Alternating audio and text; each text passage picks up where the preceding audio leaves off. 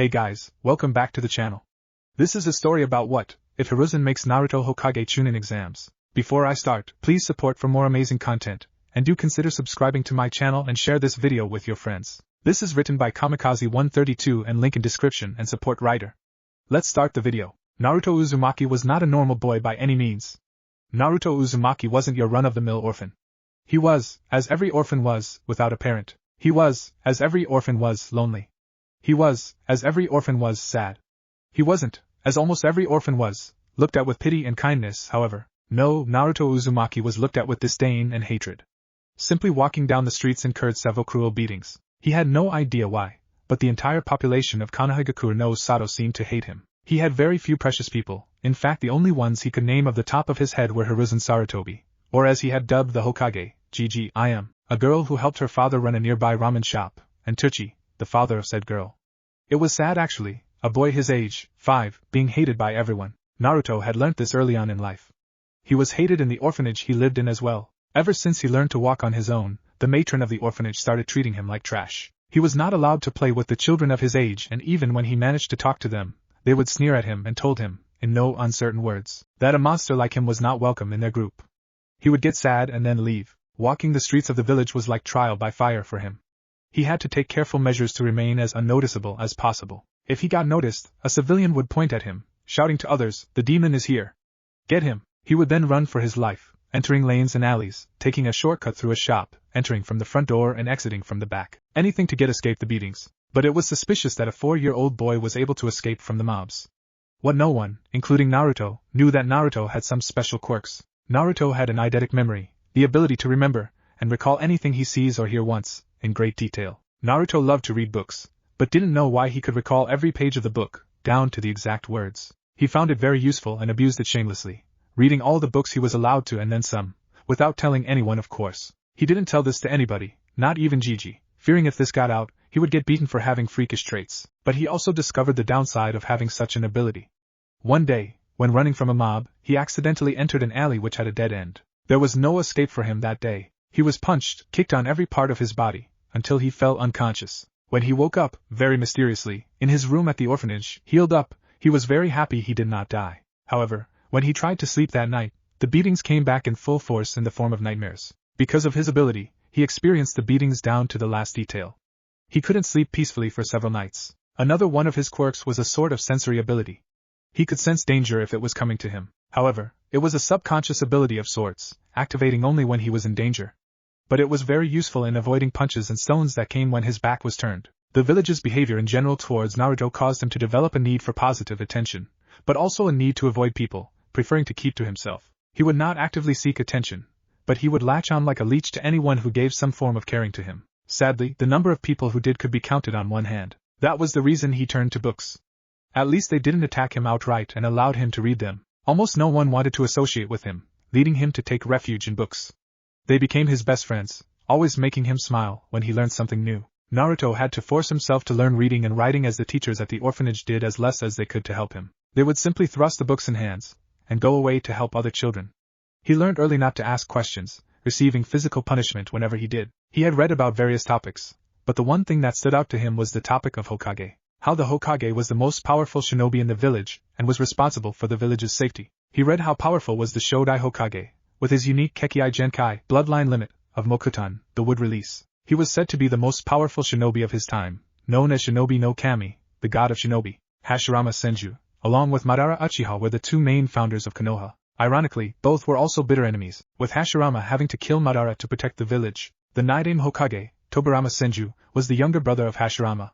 He was and is still hailed as the most powerful Suiton, water release, user of all time. He was also hailed the fastest shinobi of his time. Having created the famous Hiraishin no Jutsu, he was the one who started the Ninja Academy. Naruto took a liking to him as he loved anything that was even remotely associated with speed. The Sandaime Hokage, Hiruzen Sarutobi, that was his Gigi, was known as the Professor, because he could use all the nature transformations and had the unsurpassed knowledge of ninjutsu, knowing all the techniques in Konoha, save for clan techniques. He also shared the title of Shinobi no Kami with Hashirama, because in his prime he was the strongest of all Kages. Naruto was astounded how powerful was the man he called his Gigi. Sarutobi was also the sensei of the Densetsu no Sannin, the 3 legendary ninjas, who were among the most powerful shinobi in the world. The Yandame Hokage was the one who became his favorite to the point that Naruto considered him as his idol, aspiring to be like him. Minato Namikaze, when he was alive, was considered the strongest of the Hokages and arguably the most dangerous man to have graced the world of shinobi. Known as Konoha no Kuroi Senko, he was also considered the fastest shinobi to have ever lived. He was famous because he took the Hiraishin no Jutsu, the jutsu used by the Nidame, to levels unheard of. He was the one who single-handedly ended the Third Great Shinobi War, finishing of 1,000 IWA shinobi by himself, in the Battle of Kanabi Bridge. Naruto also took note that the Yandame suspiciously looked very much like him if he grew up. Naruto compared their physical traits, more specifically those that stood out the most. They were both blonde, the hair color being near identical, with Naruto's a shade brighter. But the eyes were what took him by surprise. Those azure blue shades were what he had as well, looking back at him in the mirror every day. He became even more suspicious. During one of his outings, when his Jiji came to take him to the Ichiraku ramen that he loved so much, he asked him what it meant to be Hokage. Flashback. The old man stopped eating and looked at him, his eyes piercing him as if searching for something. He then smiled and said, "Perhaps you should ask me first, Naruto-kun, that what does it mean to be a shinobi?" Naruto looked surprised for a moment but recovered and asked, "What does it mean to be a shinobi?" This time Jiji answered, "To be a shinobi means to endure. A shinobi is one who can follow or lead others into any darkness and work together to overcome that darkness and make it out the other side. A shinobi walks towards danger when everyone else is running away. That is because it is the duty of a shinobi to look at any foe and simply say, 'Bring it.'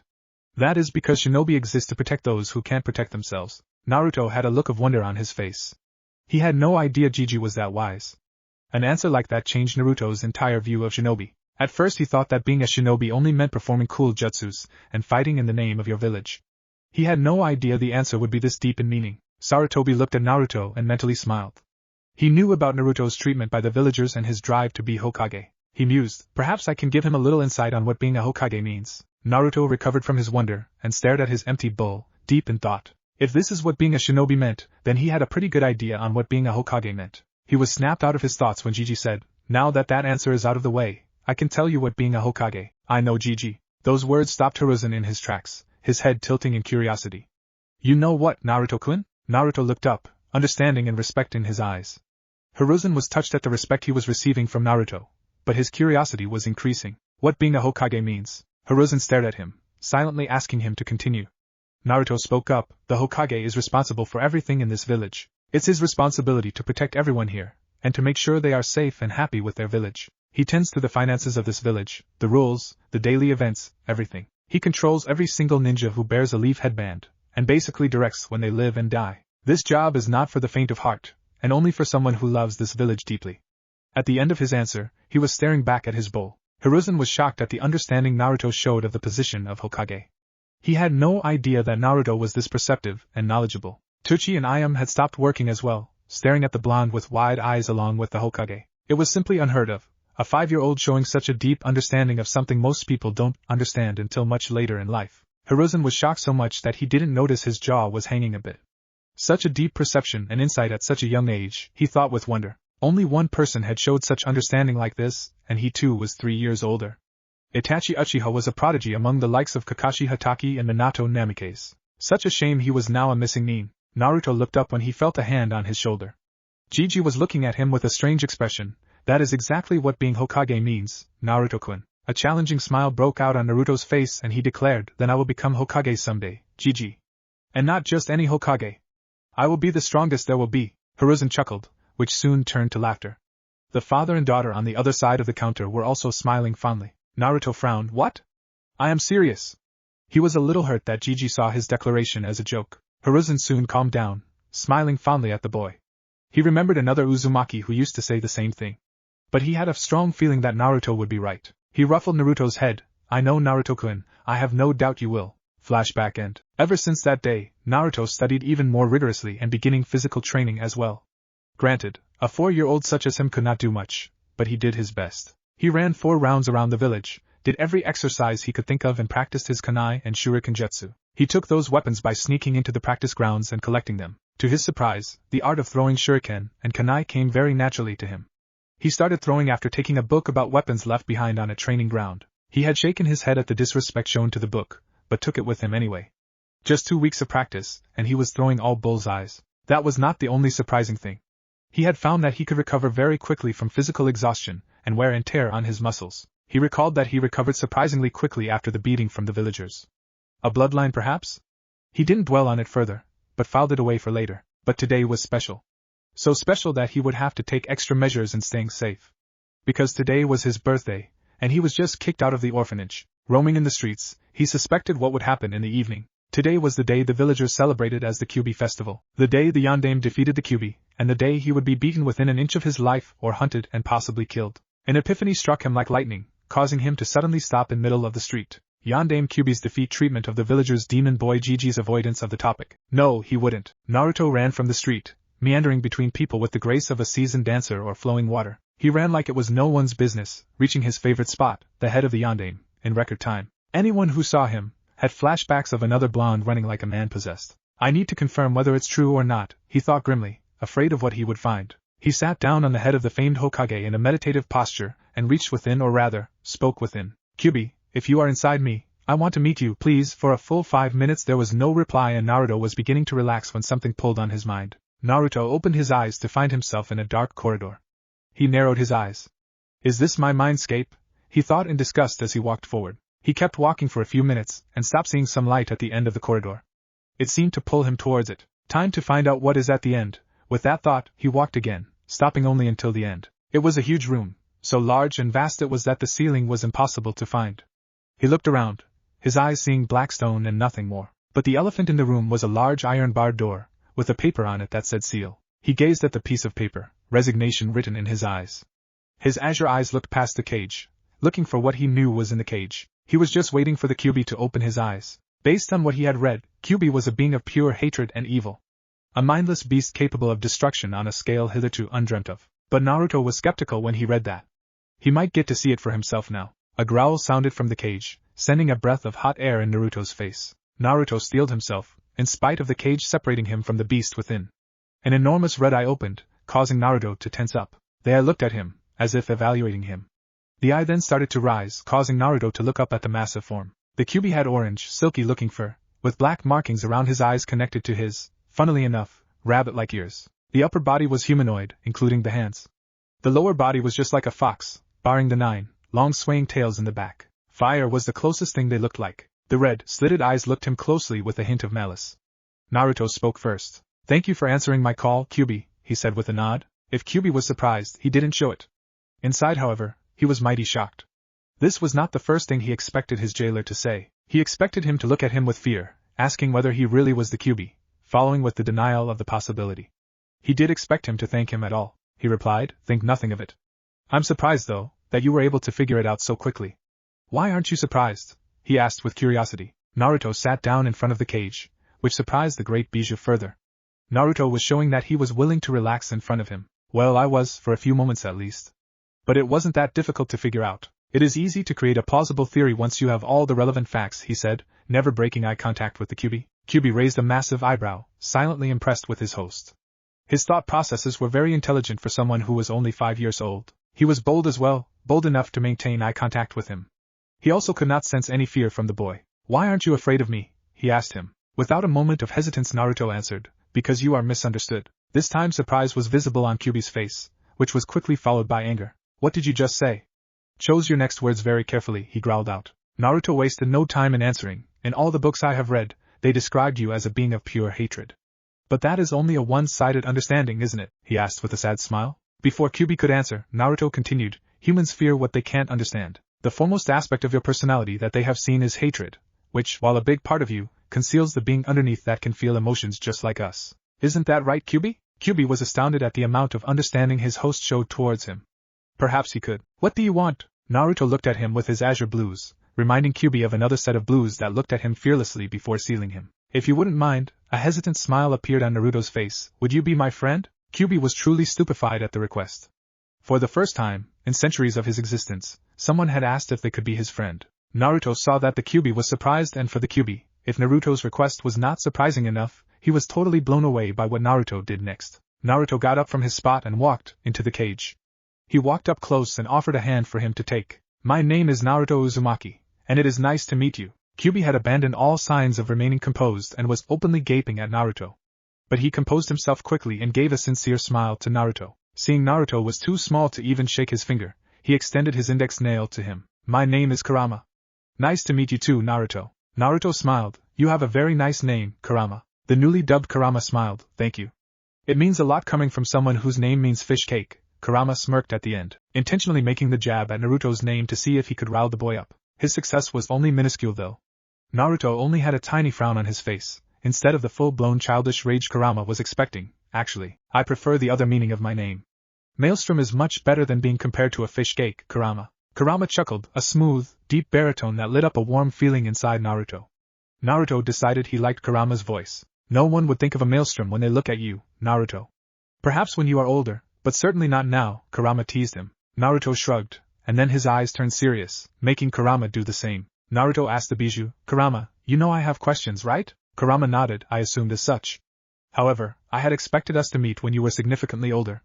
I have to say, I was not expecting your call to me. Naruto shook his head. Well, if it makes you feel better, I was not expecting you to pull me inside my mind, he said, absently noting that he was not wet at all, in spite of standing and sitting in the water. Kurama returned to his earlier position, lying down, face on his paws/hands. I will do my best to answer whatever question you have, Naruto, he assured him. Naruto gave him a nod of gratitude and sat down as well. Okay, first question. Why does my mindscape represent a gutter or a sewer, whatever you want to call it? Kurama looked silent for a moment, after which a mischievous grin broke out on his face, exposing his sharp canines. You know what they say about people whose minds are in the gutter, right? Naruto gave him a blank look, reminding Kurama that Naruto, however intelligent for his age, was still only 5 years old. Kurama's embarrassed blush would have been visible on his face if his fur were not orange.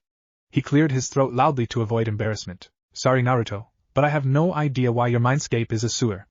There is a theory that says that your mindscape is a reflection of your mental state. It could have been the psychological trauma that was given to you by the villagers, but why it is particularly a sewer, I don't know, he replied. Naruto absorbed the information like a sponge and after a few seconds, he asked Kurama, so, I have psychological trauma. I knew about that, which means that even if I change the appearance of my mindscape to something else, there will always be something that represents the trauma, right? Kurama inclined his head in agreement, smiling a little. That's right. I have to say though, it's nice to talk to someone who is intelligent. Naruto's eyes visibly brightened up at the praise, giving a full-blown smile to his newest friend. Kurama noted with some amusement the grin looked very similar to his own and a redhead. Naruto jumped to his feet. Your answer just confirmed something for me, Kurama. His eyes had a mix of excitement and determination to them, as if he was about to do something new. Naruto closed his eyes and clapped his hands together, face scrunched up in concentration. Kurama observed him quietly, wondering what his host was about to do. Naruto snapped his eyes open after a few minutes, having envisioned what he was about to do. With a cry of ha, he slammed his right hand on the ground. What happened next completely blew away his mind. A wave of energy exploded from Naruto in all the directions, completely lighting up the mindscape and almost blinding Kurama. Was it chakra that exploded from him? How is that even possible when he hasn't even unlocked it yet? That pulse of chakra completely shredded everything it came in contact with. Naruto may have possibly destroyed his own mind, with a thought running through Kurama's head. When he opened his eyes, however, he was stupefied to a degree he didn't think was possible. His eyes were wide, his jaw was hanging, making him look quite comical. A beautiful valley greeted his eyes. Grounds that were lush and a shade of green that looked heavenly, streams with water clearer than he had ever seen. The grass felt soft under his limbs and there was a massive oak tree with a shade that made it great for naps. The cage around him had disappeared, instead replaced with a collar which had the same piece of paper from before with the kanji for seal written on it. He looked at Naruto in wonder. This kid was a package of one surprise after another. Naruto got up from his position, looking no worse for wear. He smiled satisfactorily. This is so much better than before. Wouldn't you agree, Kurama? He asked, turning to him. Kurama was smiling like he was the happiest being on earth. No one had ever done anything for him, and Naruto, who had just met him, had already done so much for him. Kurama looked at Naruto with gratitude in his eyes. Thank you, Naruto. You have no idea how much this means to me. Naruto just shook his head at him. Don't worry about it.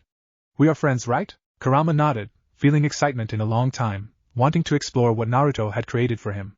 He was about to leave when Naruto's voice stopped him, mid-step. However, it seems strange that there is no presence of a celestial body in the sky. I had envisioned it just like outside, he mused, a frown on his 5-year-old face that would have earned him so many squeals of kawaii from girls. Kurama too wondered what the reason could be, and quickly figured it out. He looked up and thought, perhaps it is because of the seal, he muttered. Naruto looked up at him, confusion written clear on his face. What do you mean? Kurama looked down at Naruto. The seal that keeps me inside you, Naruto. If it was only you, you would have had absolute control over your mindscape. But since I am here as well, the control gets divided equally. However, control on my side is restricted because of this seal. The absence of the sun or the moon that you envision could signify that this place is cut off from my senses.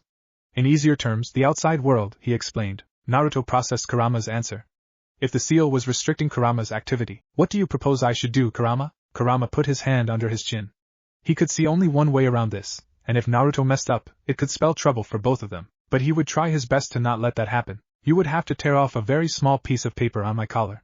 Leave the rest to me, Kurama assured him. When Naruto looked a bit hesitant, Kurama told him, don't worry, Naruto. You can do it. If something goes wrong, I will take care of it. The reassurance erased any doubt from Naruto's face, and he promptly marched up to Kurama's collar, making sure to tear only the smallest piece of paper. Kurama nodded in satisfaction and approval. He could feel a tiny bit of control get back to him. Just a snap of his fingers and a sun appeared in the sky, lighting up the valley, making it even more beautiful. Naruto smiled at the sight, but it faded at the sight of a cave that he instinctively knew not to go near. He turned back to Kurama, who had an expression of curiosity on his face. Naruto, what was that wave of energy that exploded from you earlier? And how did you know how to change your mindscape? Naruto gave him an innocent look. It is my mind, Kurama. I can make anything happen in here. As for the energy wave, his expression turned sheepish and he rubbed the back of his head, reminding him of the boy's mother who had the same habit. It just seemed cooler than simply changing the surroundings in the blink of an eye. This time it was Kurama who gave him a blank look. A sweat drop appeared on the side of his head at the sheepish laugh of his host. He shook his head. It seemed Naruto liked to be a dramatic smartass. He concentrated and nodded in satisfaction. He could now sense chakra signatures of almost the whole village. Once Naruto opened his eyes, Kurama would be able to see as well. Nevertheless, you have my thanks. Allow me to repay with something that will come in very handy once you become a shinobi, Kurama smiled, raising a fingernail and very gently touching Naruto's forehead. The nail shined for a moment, and then faded back. Naruto raised an eyebrow. What was that? Kurama smiled mysteriously. Why don't you discover it yourself? I can feel several chakra signatures closing in on you. Time for you to open your eyes, Naruto. Naruto nodded and turned to leave, but froze. He slowly turned around and smiled embarrassedly. How do I leave? Kurama had to squash the urge to facepalm. It seemed that Naruto had his moments of stupidity every now and then. Just jump into the water, fish cake, he said exasperatedly. Naruto frowned at fish cake, but nodded and with a leap that was impossible for any child his age, jumped into the water. Kurama shook his head, amused. It was only because Naruto was in his own mind that he was able to do so. Perhaps I should have told him that he could get out with just a thought, he mused. Then he removed that thought immediately. Nah, it's too much fun messing with him. Naruto opened his eyes slowly, without a hurry. He was thinking about what gift did Kurama give him when he felt it. Like someone was coming his way. He slowly turned his head around, face paling at the sight. Dozens of people, knives, clubs, crowbars in hand, excited expressions on their faces, shouting, "Today is the day you die, demon! We will finish what the Yondaime started, and we will avenge him." Naruto's expression had turned utterly horrified. There was only one way to get off the monument without falling splat on the pavement. Outrun and outmaneuver the mob. He wasted no time. He kicked up to his feet and immediately started running in a perpendicular direction to the mob. Since he had been running regularly for 1 year, he had built up some pretty good speed and endurance. His plan was to take a wide arc around the mob and as soon as it was behind him, hightail it into the streets where he could lose them. He took off into the forest, the mob following him closely behind. As he began to cut an arc around the mob, hairs on the back of his neck stood up, a clear sign of danger. However, unlike before when he could only detect danger, this time he could feel the direction the weapon was coming from. Naruto was an imaginative child. From where he had developed his imagination, no one knew. But there was one thing about his imagination that even he knew was not normal. His body had the most unnatural and peculiar ability of following the commands of his mind down to a T. As soon as he had sensed the knives speeding at him, he thought of only one escape scenario, and his body followed it as it did before several times. Just not in a life and death scenario. He jumped, body in the air, rotating like a screwdriver, the knives going under him, missing him by just a few inches. He rolled on the ground to soften his landing, and continued running away, successfully getting the mob behind him and the road in front of him. He managed to get to the streets, where he purposefully chose the market street where he could lose them. He knew the civilians could not do the tricks that he could. He vaulted neatly over several carts without losing momentum, each time increasing the gap between him and the mob. He turned left at an intersection, and jumped up a wall, hanging on the other side until he was sure the sounds of the mob faded away. He jumped back on the road. He took a moment to catch a breath. If he was not mistaken, he had run at full speed for close to 3 miles. Impressive for a 5-year-old, the familiar voice of Kurama sounded in his head. Naruto looked surprised for a moment, but then shook his head. It was probably because of the change that he had done to the seal. He also chalked it up to adrenaline that he had run so far and fast. That was a lot difficult than he had imagined, but he blamed it on his clothes. An orange jumpsuit stuck out like a sore thumb among the masses. It was as if he had stuck a piece of paper behind his back saying, "Kill me." The blonde hair wasn't helping either, but then again, he had nothing else to wear. The keepers at the orphanage looked very satisfied when they had given him the jumpsuit. They probably wanted him to be spotted in case he attempted to hide from a mob. Too bad they underestimated him. So deep he was in his musings that he didn't notice he had entered an area of Konoha no one had taken a stroll in for at least 5 years. He looked when he saw he was standing before the gates of a beautiful mansion. "Naruto, open the gates of the mansion. Let's explore," Kurama's excited voice sounded in his head. Naruto shook his head. "I would be an idiot to even touch the gate." "Can't you see all the seals engraved on it?" Kurama insisted. "Do it. Who knows, you might get a surprise." Naruto frowned at the behavior of the fox, but followed his advice anyway. He placed his hand on the seal of the gate, and closed his eyes, as if waiting to be blown up. He didn't notice the seals glow slightly. He opened his eyes when nothing happened.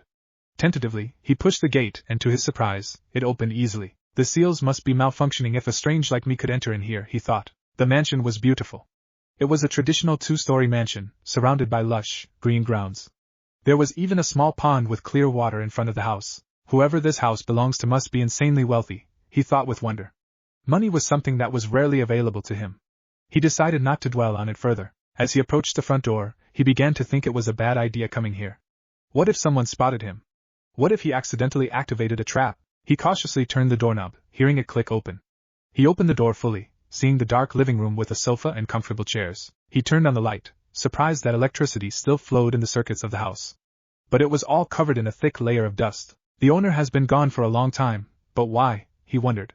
As he turned in the direction of the fireplace, he stopped short at what he saw. The first thing that caught his eye was the uniquely shaped kunai embedded in a stone slab placed on top of the fireplace. Every shinobi, or to-be shinobi worth his or her salt, would recognize the tri-pronged kunai. It was the Yandame's kunai.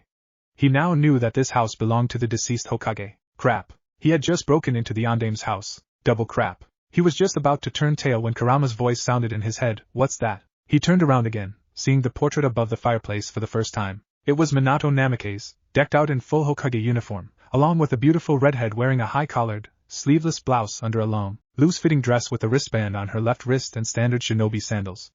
A medium-sized bulge on her stomach made him realize that she was pregnant, but that was not what caught his eye. The redhead was waving a peace sign, with a very familiar grin.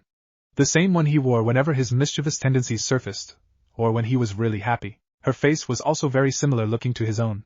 Her exquisite violet eyes were shaped just like his eyes. With a jolt, the pieces of a puzzle that he could never solve arranged themselves, forming a long sought-after answer. Blonde hair, azure blue eyes, the familiar grin, same shaped face, identically shaped eyes. He had just found out the identities of his parents. "Congratulations, kid.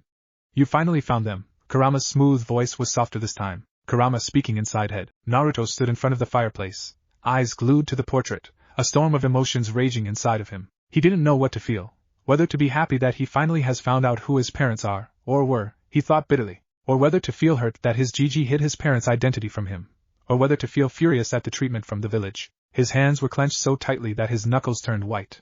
Kurama consoled him. "It's okay to feel this way, Naruto. Anyone who would have been in your shoes would have felt the same." Naruto finally sat down in Indian position, the energy leaving his legs. He tried to think something, but the thoughts evaded him, only the image of his parents situated in his minds.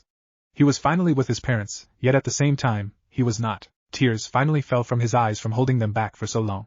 He cried for a long time, finally letting his emotions have an outlet. For the first time in his life, he felt like he was alone in the whole world. Sniffling, he asked inside his head, "Kurama, did you know about this?" Kurama remained silent for a few moments, which were enough for Naruto to deduce that he knew. Kurama knew, and he still didn't tell him. "I did know, Naruto. After all, you shared the same space with me for 9 months inside your mother," the fox replied softly. Naruto cried even harder after hearing this. It was like a whole new storm colliding with storm that was already raging inside him. On one hand, he was happy that he and Kurama were together even before he came into this world. On the other hand, he felt betrayed that Kurama would hide something like this from him. He was too emotional to make sense of Kurama's statement right now. He felt really alone. After he finally stopped crying, he stood up, too tired to explore the house right now. Hell, he was too tired to even form a coherent thought. Somehow, he climbed the stairs, opened the first door that was in front of him, and fell onto the bed, asleep before even hitting the soft mattress. Hiruzen was panicking. He knew what the day was, and he had been wanting to get out of this office to spend time with his surrogate grandson, but fate seemed to have other plans for him, as instead of having the normal amount, 3 stacks of paperwork in front of him, he was literally buried in the paperwork. He assigned 2 of his ANBU, Parrot and Ox, to keep an eye on Naruto. Sadly, he didn't know and was unaware that the two ANBU were firmly against the demon boy. He didn't know that they were the ones who gave the mob directions to where Naruto was in the evening. It was only when they came to report that he found out the truth. The two ANBU appeared in his office and knelt down in front of him. Report, he ordered. Parrot was the first one to speak. We lost the boy, Hokage-sama. Because today is the Kyuubi festival, crowds were thick and that is where we lost him. Unfortunately for the two, Hiruzen didn't believe them for a second. If not for the seriousness that the situation demanded, he would have laughed out loud that a 5-year-old was able to lose them in a crowd. ANBU were specifically trained for such scenarios. Secondly, he caught both of the slips of tongue. Demon and it were not so hard to deduce. Hiruzen rarely felt anger. In fact, he rarely found the reason to get angry. Even Danzo could only get a small amount of irritation out of him, but right now, he was past irritated. No, he was downright furious. All the ANBU in the room felt it. The ridiculous amount of killing intent that was coming from the Hokage. Shit, both the ANBU thought. Cat, bear! He shouted. In an instant, the two ANBU were kneeling in front of the Hokage, just behind Parrot and Ox. Orders, Hokage-sama? Hiruzen barked out, take these two to Ibiki. Tell him to hold nothing back and find out what they were doing this evening. Also, tell Inoichi that I want to know every face that was there in the mob. Hi, Hokage-sama. The two ANBU instantly caught the traitorous ANBUs and promptly flickered out. Now that he was somewhat calm, the previous panic returned. Where was Naruto? Was he injured? Worse, was he dead? Was he even in the village? He took out his ball that he used to keep tabs on the village occasionally.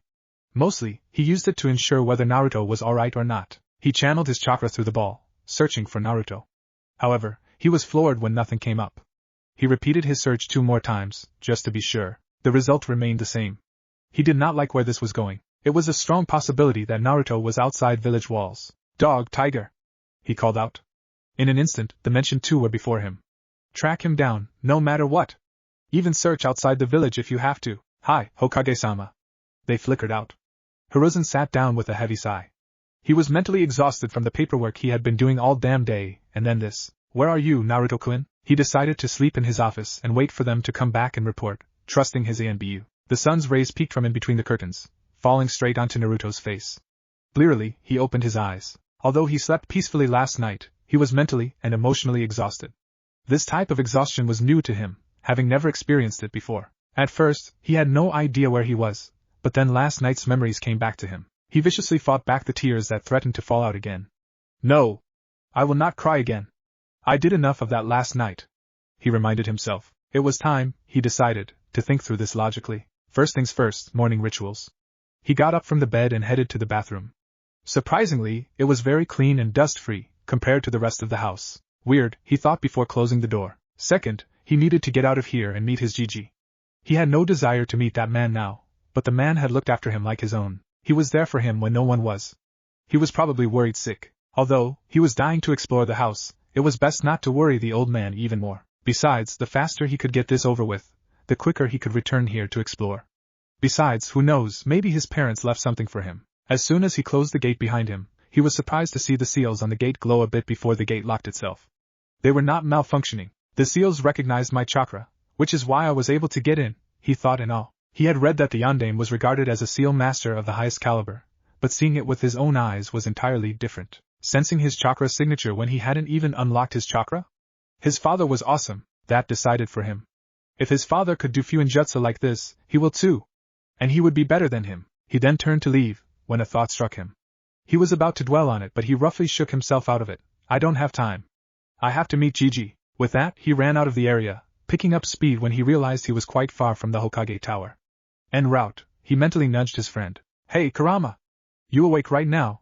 For a few seconds he heard nothing, then he heard a yawn in his head, almost making him do the same before he viciously squashed the urge. What's up, Naruto? Naruto faltered in his running, almost falling flat on his face. He couldn't help the grin that came on his face. Hearing Kurama, an ancient demon, using the slang that kids his age do was hilarious. A stray thought from last night's conversation with Kurama. About last night, what did you mean when you said that we shared the same space for 9 months inside my mother? He asked curiously, turning serious once more. Kurama replied, I meant what I said, Naruto. You are smart enough to figure out the answer to your question. Naruto's expression turned grim at that. It meant he and his mother were exactly the same, host of the Kyuubi no Kitsune. But why was his mother, Jinchuriki? Kurama interrupted his thoughts. Naruto blinked at that. What? Kurama elaborated, Jinchuriki is the term that you are looking for. It means power of the humans sacrificed. They are humans who have a tailed beast sealed inside them. Naruto did not falter even for a second after this revelation. He was almost halfway to the tower, which means he could learn a little more. I get what you mean. What I don't understand is why my mother was a Jinchuriki before me. Also, what is my mother's name? Why was I made into one? Questions were coming one after the other like water from a running tap. Kurama raised his eyebrows at the onslaught of questions. Whoa. Slow down, Naruto. You have to understand that I cannot answer all of your questions. Naruto was a little peeved at that. Why not? Kurama simply shrugged at that, acting as if he didn't even notice Naruto's anger. Because there is an old man who can answer these questions better than I can. Naruto calmed down at that. Kurama was right. He had no hand in who he was sealed. Gigi was the Hokage. He was the one who probably knew more about these matters. Another thought struck him, but the tower was within his sight now. Better make this fast, he mused. Hey Kurama! What was that you gave me last night as a gift? He asked. He could see Kurama grin in his mindscape. I'm surprised you could pick up on that. The fact that you unintentionally used it is even more impressive. Naruto scowled a little. Stop beating around the bush, Kurama. Just tell me. Kurama, however, did not budge. Don't tell me you can't figure it out, Naruto. You may not know, but I can feel how close you are to figuring it out. Naruto was slowly getting irritated with the game of riddles that Kurama was deliberately dragging on. He was about to give him a mental scar to remember when he suddenly figured it out. He had actually felt the mob approaching. Did you actually give me a sensory ability? Kurama shrugged. Naruto mentally whooped. Thank you so much, Kurama. Secondly, his tone turned menacing, causing Kurama to lift an eyebrow. This is for annoying me with riddles. With that, he turned his entire mindscape orange. He would cherish Kurama's yell of horror forever. He reached the Hokage tower, panting only lightly. Standing in front of the tower, he felt a little anxiety creeping up inside him. He faced the sky. What is the time, Kurama? Observing the position of the sun, it should be around 6 in the morning, he deduced. Naruto idly questioned himself. Would Gigi be even awake at this hour? He shook his head. He would not back down now. He steeled himself and entered the tower. Seeing almost no one in the corridors, he almost turned back, but resolutely thought to himself that he would wait for him. He arrived in front of the Hokage's office. Seeing the absence of the secretary he knew was supposed to be here, he sat on the bench outside the office. This was his first time in the Hokage tower, so he decided to look around. But there was not much to look around. All the important stuff must be someplace where only authorized people could access it, he assumed. Sighing, he closed his eyes, figuring he could talk to Kurama about his newly acquired sensory abilities. Kurama, how could I sense the mob before when I haven't even unlocked my chakra? Kurama thought about it a bit, and then answered. He had nothing else to do anyway. Good observation, Naruto. It is simple. It was a newly awakened ability. Naturally, it would require time before it stabilizes. But before that happens, it is unstable for a little while. It was in that time period that you could sense the mob. If you were to try it now, you won't be able to use it, he explained, keeping it simple so Naruto could understand it. After hearing Kurama's explanation, Naruto concluded that the ability Kurama had given was a chakra-dependent ability. He could only use it as long as he infused chakra, that too, in a specific way so that he could sense. Damn, that means I have to first unlock my chakra, he pouted. Kurama again spoke up. Before I forget, I did something else as well. Sensor ability was not the only thing I gave you. Naruto rose an eyebrow in confusion. Now that he thought about it, not many kids his age could do that. What do you mean? Kurama expanded on his statement. I tweaked your ability to sense danger as well. Naruto nodded. I noticed that. Kurama's grin became sly. Then did you also notice that when your danger sense activated, your surroundings seemed to slow down? Naruto froze. Did that really happen? He thought back to the events of last night, specifically when he avoided the knives that were about to skewer him. He did remember seeing the knives coming in a sort of slow motion. Damn, he mentally whistled. Holy shit, you are right. I remember that. How is that possible anyway? This ability would be so useful in the future. Kurama shrugged. It was my way of saying thanks for what you did for me last night, Naruto. Naruto deliberated on whether to try and unlock his chakra right now, or to wait to enter the academy, and then unlock it. So deep he was in his thoughts, he did not notice the Hokage coming his way. Hiruzen had a restless night. The aged Hokage's worry increased when Dog and Tiger came back after a search that lasted 4 hours. They reported that they searched every corner of the village, every possible place where Naruto might be, but found nothing. Hiruzen had dismissed them and headed back to his home, turning in for a sleepless and worrisome night. When he got up in the morning, his first thought was about whether Naruto was alive or not. He immediately got up, shaking off the morning drowsiness like a seasoned veteran. He quickly got dressed and used the body flicker to get to the Hokage tower. He quickly climbed the stairs that led to his office, intent on resuming the search for Naruto as soon as possible. He froze in his tracks, however, when he saw a familiar orange jumpsuit-wearing kid, deep in his thoughts, which was not unusual for him. Naruto! His exclamation was filled with relief and happiness. Naruto looked up, and Hiruzen knew something was wrong when instead of seeing the usual face-splitting grin, he was greeted with a small smile filled with sadness. Nevertheless, he grabbed the boy into a bear hug, which Naruto did not hesitate to reciprocate. Are you okay, Naruto-kun? Where were you last night? The questions rushed out like water breaking from a dam. He felt tons lighter than he did last night. Naruto gave him a small smile and said, somewhat GG. And as for the second question, I need to talk to you in private. Relieved but his confusion growing, he ushered the boy in his office. Naruto's keen eyes scanned the office, looking for places where shinobi might be hidden. The Hokage cannot be without bodyguards, after all. The upper four corners of the room, that's where they are hidden, Kurama supplied helpfully. Naruto gave him a nod of thanks, and then turned his attention to the aging Hokage. So, Naruto-kun, what did you want to talk about?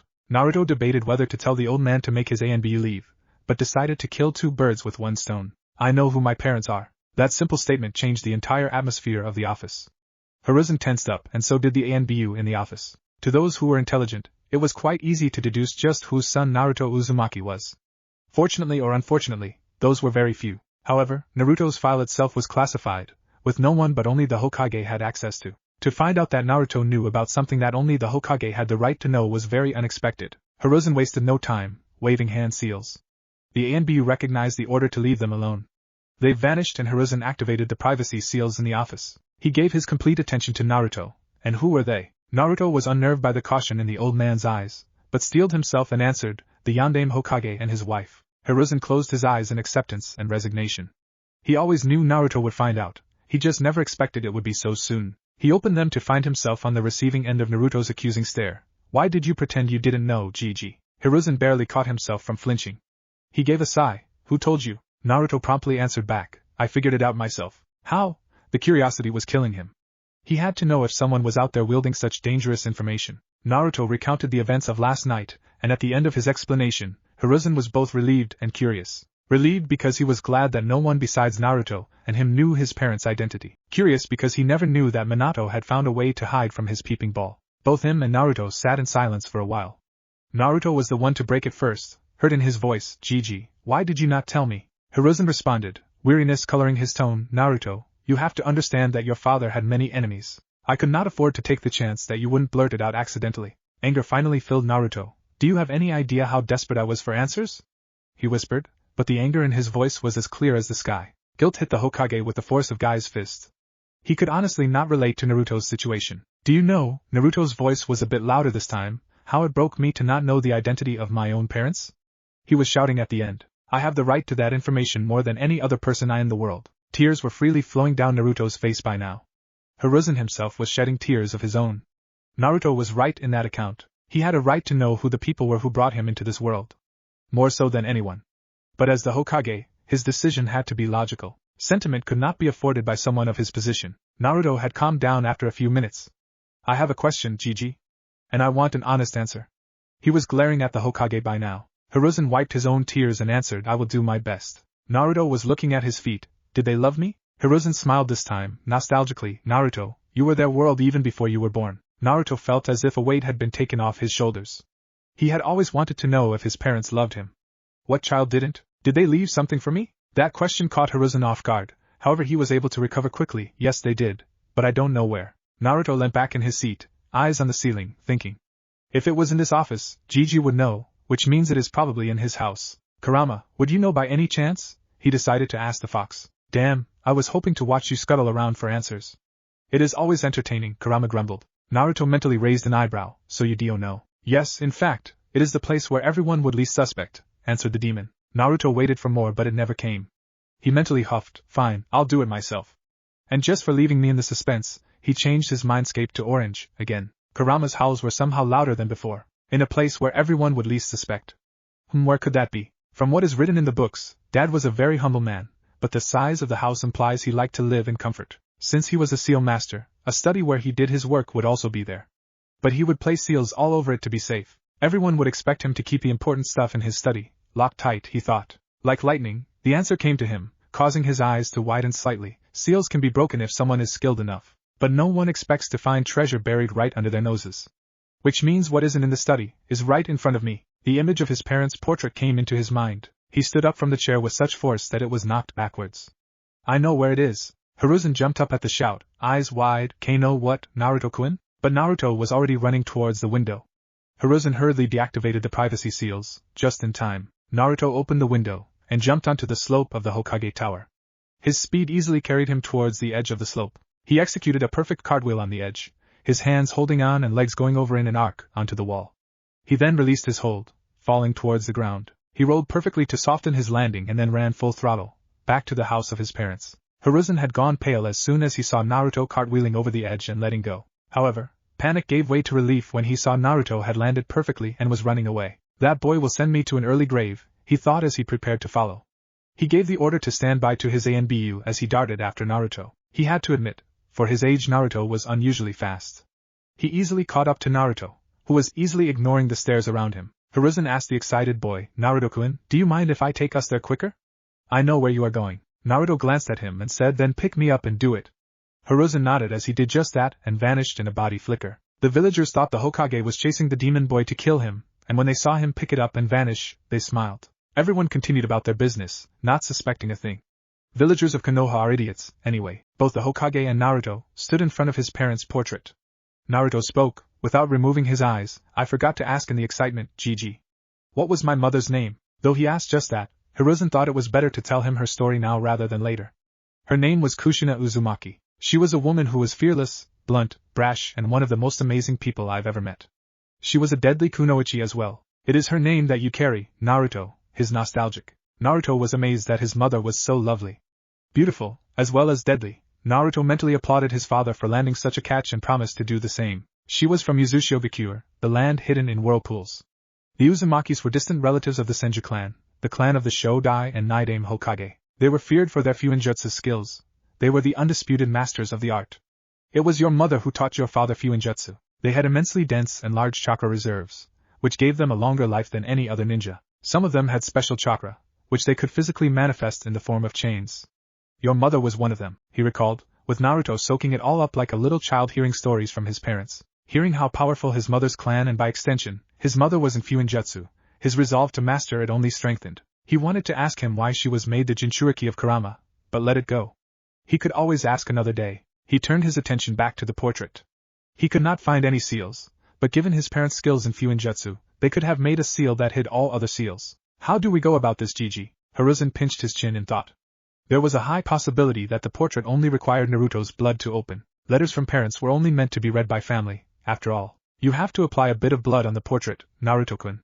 If something such as letters from your parents is there, Minato would trust no one but his blood to read them. He took out a kunai and silently asked Naruto if he could slice his hand. Naruto gave him his hand without protest. Quickly and efficiently, Hiruzen sliced Naruto's thumb, opening up a small cut. Naruto, knowing his fast healing would seal it within seconds, instantly wiped his thumb on the painting before it closed. For a second, nothing happened. Naruto and Hiruzen thought that they might have been wrong, but then the whole frame of the painting lit up, showing intricate seals that only an Uzumaki or Minato would have hopes of understanding. There was a small click, and the portrait pushed out a little. Naruto, more eager than he had ever been in his life, opened the portrait. Inside there was something very unexpected. Naruto and Hiruzen stared in bewilderment at what met their eyes. There were only 2 envelopes that were there. Naruto was a bit disappointed that there were only 2 envelopes remaining of his parents' legacy, but changed the direction of his thoughts immediately. He was taking something at face value, which he would never do.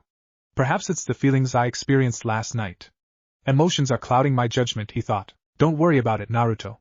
Feelings and thoughts such as those never truly fade away. You just learn to live with them. Besides, it happens to the best of them, Kurama reassured. Naruto noticed how Kurama excluded himself from the best of them and rose an eyebrow mentally. It does not happen to you. Kurama arrogantly puffed up his chest and declared, of course not. I'm the Kyubi no Kitsune boy.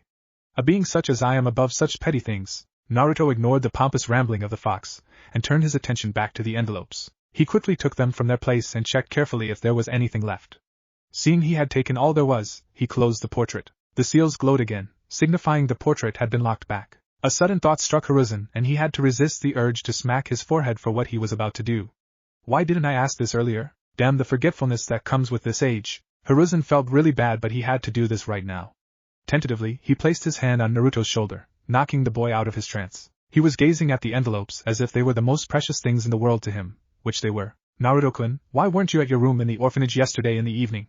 He asked slowly, as if afraid to find out the answer to that question. Naruto could not help the flinch that the question brought. When he had told Gigi about how he found out his parents' identity last night, he had conveniently forgot to mention that he had been kicked out by the orphanage. He had hoped that Gigi would not ask him about that, In a mumble that Hiruzen barely understood, the blonde said, "The matron kicked me out yesterday evening." Hiruzen suspected that the matron would have deliberately kept Naruto out of the orphanage last night because of the festival, but did not expect him to be thrown out of the orphanage. White-hot anger flooded his veins that he barely restrained from letting it out as killer intent.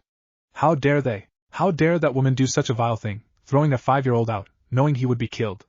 Why is the civilian population of this village so stupid? It's like they don't trust Minato's skills at all, he raged inside his mind. However, he knew he was equally at fault.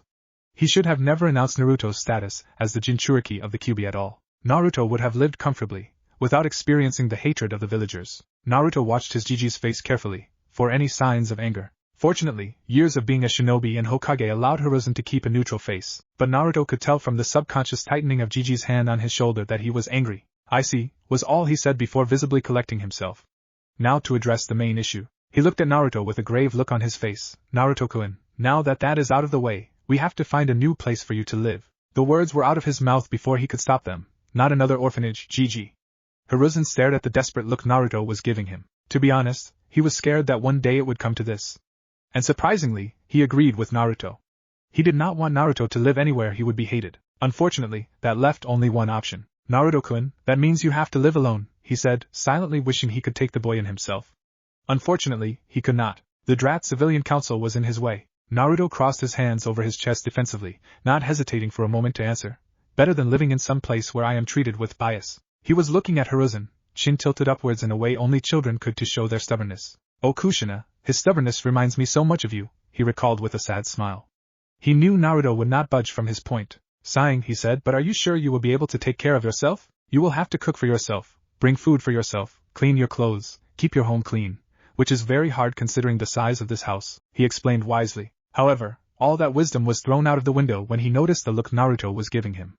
His face was set in a deadpan stare, an eyebrow raised. He found himself feeling quite stupid when Naruto kept looking at him like that, the deadpan never leaving. He was reminded of another blonde who used to make many people feel stupid with the same look on his face. Naruto spoke seriously, as if he had not noticed how uncomfortable the man was at all. "Jiji, when you consider the size of this house, it is clear that no single person could take care of a place such as this by himself. I never said I want to live here.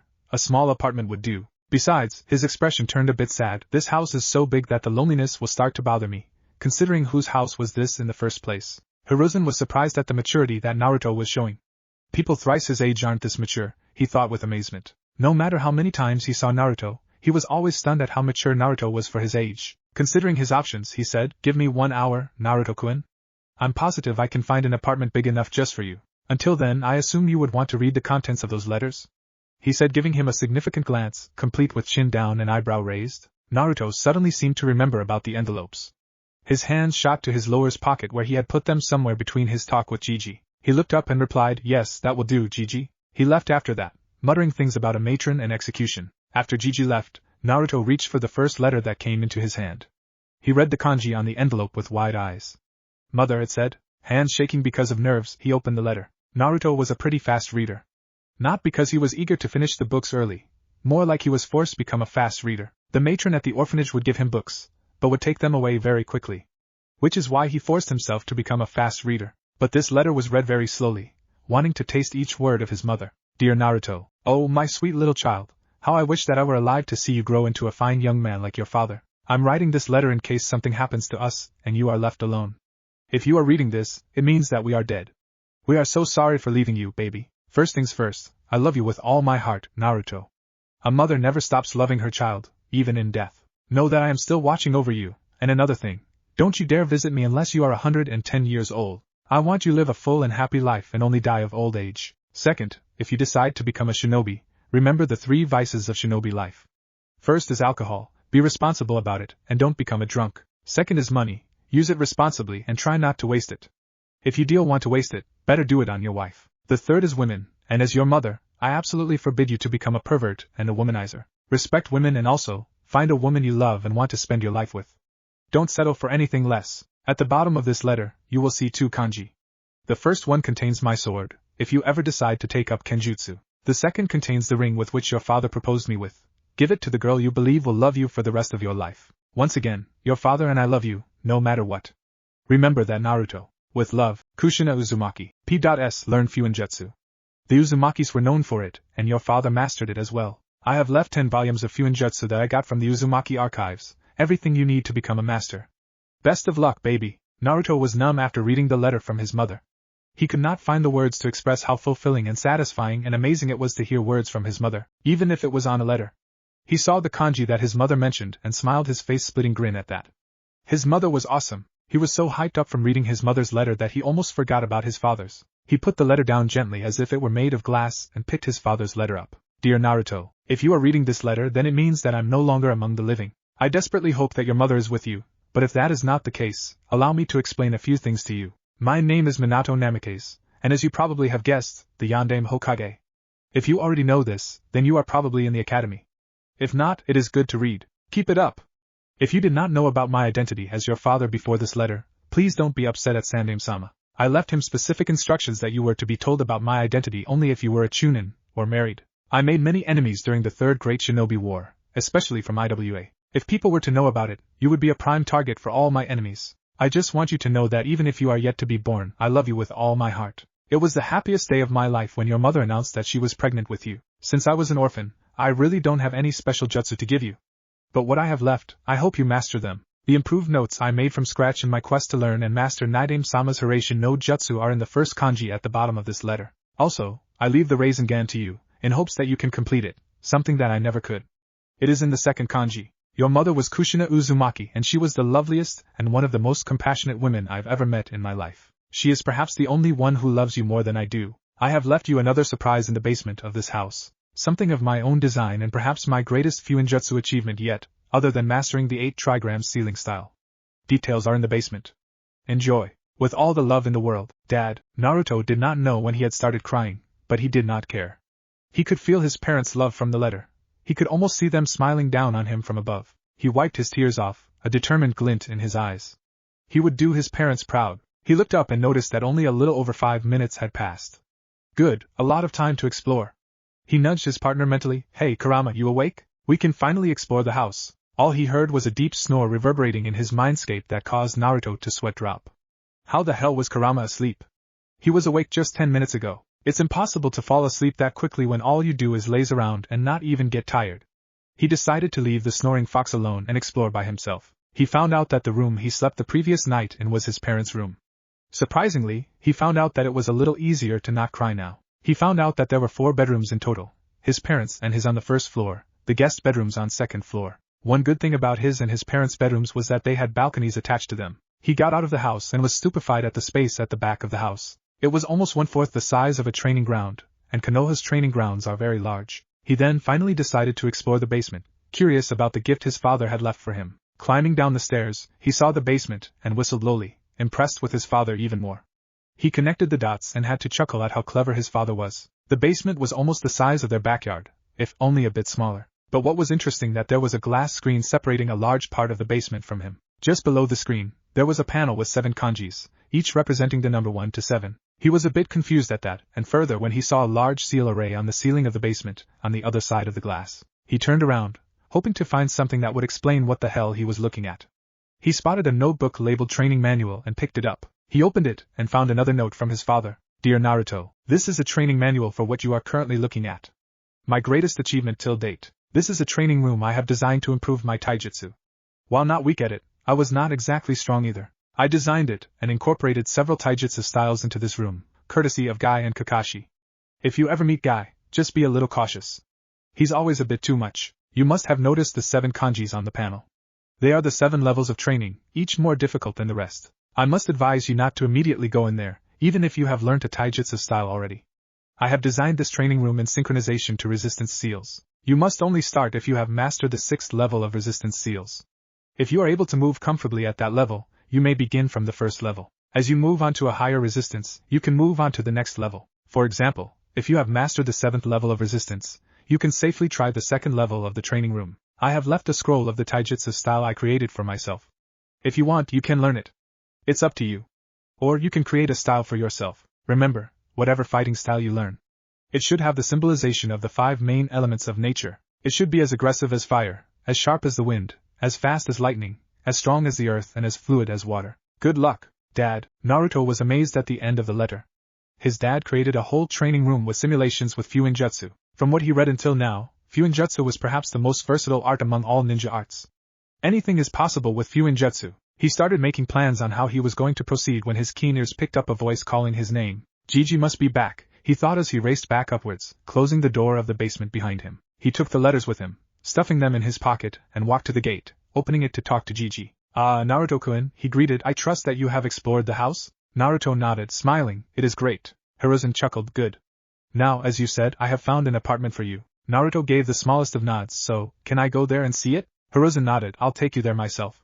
Gripping Naruto's shoulder firmly, he vanished in a shunshin. Appearing in front of a building, Hiruzen guided Naruto in. I've already stocked it with what you might need, he explained as they arrived on the top floor. Stopping in front of a door, Hiruzen pushed the door open and let himself and Naruto in. The first thought that Naruto had upon seeing his apartment was that it was small, just big enough for him. The second was that it was perfect. The third was awe, seeing that it was stocked with a bed, a dining table, a kitchen with a stove and a refrigerator, and a bedroom with a bathroom and an attached balcony. The bedroom even had 2 racks for clothes and other belongings. Hiruzen gave a small smile seeing how Naruto was awed like any other child whenever something new was given to them. You can stay here until you get married. After that, you can move into your parents' home, he said. He waited on the sofa for Naruto to finish exploring the apartment, which was not long enough. He stood up when Naruto walked into the living room. So, how is it? He was totally unprepared for Naruto to come bowling over to him, wrapping his arms around him in a hug that sent all the air out of his lungs. Only bracing himself at the last second caused him to prevent falling over backwards. Instead, he wrapped his arms around the boy in a bear hug. Naruto separated first, unshed tears in his eyes. It's perfect, Gigi. Thank you so much, Hiruzen smiled, relieved that Naruto liked it. Now, before I leave, here is your monthly stipend, he said, handing over a wad of notes. This is 12,000 yen. Spend it wisely. Is there anything else you need before I go? Naruto thought for a minute and said, his face the epitome of seriousness, a cooking book would be nice. Roaming the streets in the evening, Naruto thought back to the afternoon's conversation.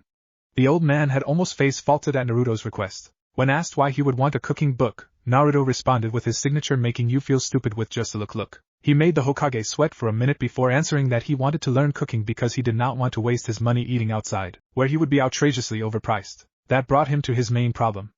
Although Gigi had stocked his fridge with all the healthy food, it would eventually be finished, and he would have to buy more, which meant he would be overpriced for every item he bought. He sighed, shaking his head at the villagers' stupidity. Really? Just because Kurama lived inside him did not mean that he was Kurama. Just like when you put sweets in a box and close it, the box does not become the sweet itself. And quite frankly, Kurama felt insulted because Naruto was called a demon instead of him. I am the only demon here, damn it, he always said. That, in turn, reminded him of another matter. He spoke and sighed. Hey Kurama. I need your help. It was almost a minute before the Bijou responded, with what, brat? Naruto honestly did not mind Kurama calling him a brat. He would prefer it over Demon Boy any day. Also, it warmed his heart every time he heard it because the fondness in the voice was as clear as daylight. I need your help in unlocking my chakra, he replied. Kurama, now fully awake from his nap, raised an eyebrow. Why now? You could unlock it when you enter the academy like everyone else. Resolutely shaking his head, Naruto replied, no. When I enter the academy, I want to be ahead of everyone else, not with everyone. And if I have to start my training to become a shinobi, with all the materials from dad and mom, I will start now. Kurama released a sigh. He hated it sometimes when Naruto acted like his mother. Kushina was infuriating, the tomato brat that she was. Okay, head to one of the training fields, he instructed. Naruto nodded before changing directions towards the training fields. He entered the first one he saw and after ensuring that no one was around, he sat down in Indian position, entering a meditative trance and waiting for a pull into his mindscape from Kurama. He did not have to wait for long, but it did not see a certain purple-haired kunoichi looking at him curiously from the entrance of the training ground. Anko Mitarashi was a Tokubetsu Jonin of Konoha, specializing in interrogation and working directly under Ibiki Marino, the famed interrogator of Konoha. She was powerful, after all, being a former apprentice of one of the Densetsu no Sennin, Orochimaru. Just because she was Orochimaru's apprentice meant she was given the kind of treatment that should honestly be reserved for the likes of Orochimaru. She was called the Snake Bitch by the populace of Konoha, but she took it head-on and made a fearful reputation for herself, ensuring the villagers kept their distance. She also knew that one another suffered the same treatment at the hands of the villagers. But she was not that stupid to believe that the blonde would be Kyuubi in human form. He intrigued her, the way he endured the hatred of the villagers and never backed down. For a 5-year-old, that was seriously impressive. So when she saw the blonde going towards the training fields, her interest in him was piqued. She decided to follow him, to see what he was going to do. She saw how he observed his surroundings and decided to humor him, by simply being hidden at the entrance, out of sight for him, but visible to anyone else. What the hell is this boy doing? She thought with a raised eyebrow. Naruto arrived in his mindscape and saw Kurama resting at the shore of a very large water body, one he knew was not there before. Where the hell did that come from? He thought as he approached Kurama. Kurama sensed his approach and opened his eyes, looking at Naruto with an intense look. Naruto, do you know what this is? He asked, gesturing to the water body. Naruto shook his head. Seeing that, Kurama explained, this water body is the representation of your chakra. But before we begin to unlock your chakra, I discovered a very interesting thing about your body, smiling at the end. Naruto tilted his head to the side. What? Kurama was as blunt as a hammer. You don't have chakra coils in your body, kid. Naruto's reaction was priceless. WCHAT? Kurama chuckled. Naruto's reaction to surprises was turning out to be very amusing. Kurama was as blunt as a hammer. You don't have chakra coils in your body, kid. Naruto's reaction was priceless. WCHAT? Kurama chuckled. Naruto's reaction to surprises was turning out to be very amusing. He watched as Naruto seemed to have a panic attack within his own mind. The mind responded to his mental state, shaking violently. Kurama understood just how much that had rattled Naruto. Calm down, Naruto. I wasn't finished, he shouted. Seeing how Naruto was showing no signs of calming down, Kurama let loose a small bit of his killing intent, enough to make a jonin sweat. Naruto, however, was totally inexperienced in experiencing killing intents, therefore his reaction was entirely predictable to Kurama. Naruto instantly froze in his place, all thoughts of Kurama's news fleeing his mind as he registered the new feeling. The mindscape stopped shaking as Naruto slowly turned towards Kurama. Voice shaking, he asked Kurama, what was that? Kurama stared Naruto in the eye, indicating he was serious. That was killing intent. Usually used by shinobis to intimidate each other. Whoever has the higher killing intent is able to make the other suffer illusions of death, if the killing intent is potent enough. I'm surprised though, that you managed to stay conscious, he said with a raised eyebrow. Naruto was taking deep breaths during Kurama's explanation, trying to calm down. By the end of the explanation, he was almost back to his normal self. Scowling a bit, he asked, and you thought that was the best way to calm someone who is having a panic attack? Shrugging a bit, Kurama defended himself. You have to start someday. Also, that was only a little of my killing intent. You have yet to experience my full killing intent, he finished, grinning maliciously in the end. Naruto, for his credit, showed no reaction and kept his face neutral. He would deal with this some other day. For now, he had to focus on his chakra problem. Clearing his throat, he asked, what were you saying about my chakra coils before? Kurama sat up, towering over Naruto, who had to look up towards him. As I said, there are no chakra coils in your body. But that doesn't mean that it's a bad thing. At least, not yet. You have to first unlock your chakra so I can see if this is a problem or not. Naruto nodded, now fully in control of his emotions. He then gestured towards the lake. What is that? I don't remember seeing it yesterday when I changed my mindscape. Kurama nodded at him. You would be right. However, do you remember your question to me concerning trauma and your mindscape? Naruto tilted his head, his eyes agreeing to Kurama's question. Kurama said, well, that theory applies to this lake as well. You may change your mindscape to anything, but there will always be a representation of what is already there, within your mind and body. Gesturing to the lake, he explained, there are two things of importance that you need to know about this lake. Obviously, this represents your chakra, but there are some other things as well. The size of this lake represents the size of your reserves. I have minor difficulty in seeing the end of this lake, which means your reserves are impressively large for your age. The depth of this lake represents the density of your chakra.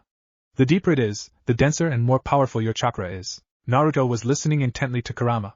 He had to admit, he couldn't see the other side of the lake, which meant that his reserves would have to be very large. The question that now remained was how deep the lake was. As if reading his mind, see what I did there? Kurama nodded knowingly. You have to dive inside the lake to find out how deep it is. Before you do that, touch the water and tell me what you feel. Naruto frowned in confusion at the odd request, but nodded. He touched the water and instantly his frown deepened, as if he didn't like the feeling. Kurama turned his head towards him, asking, what do you feel, Naruto? Naruto removed his hand from the lake, saying, like it's incomplete. Something else should be there but it's not. Kurama nodded his head in agreement. Okay, that missing thing is your chakra.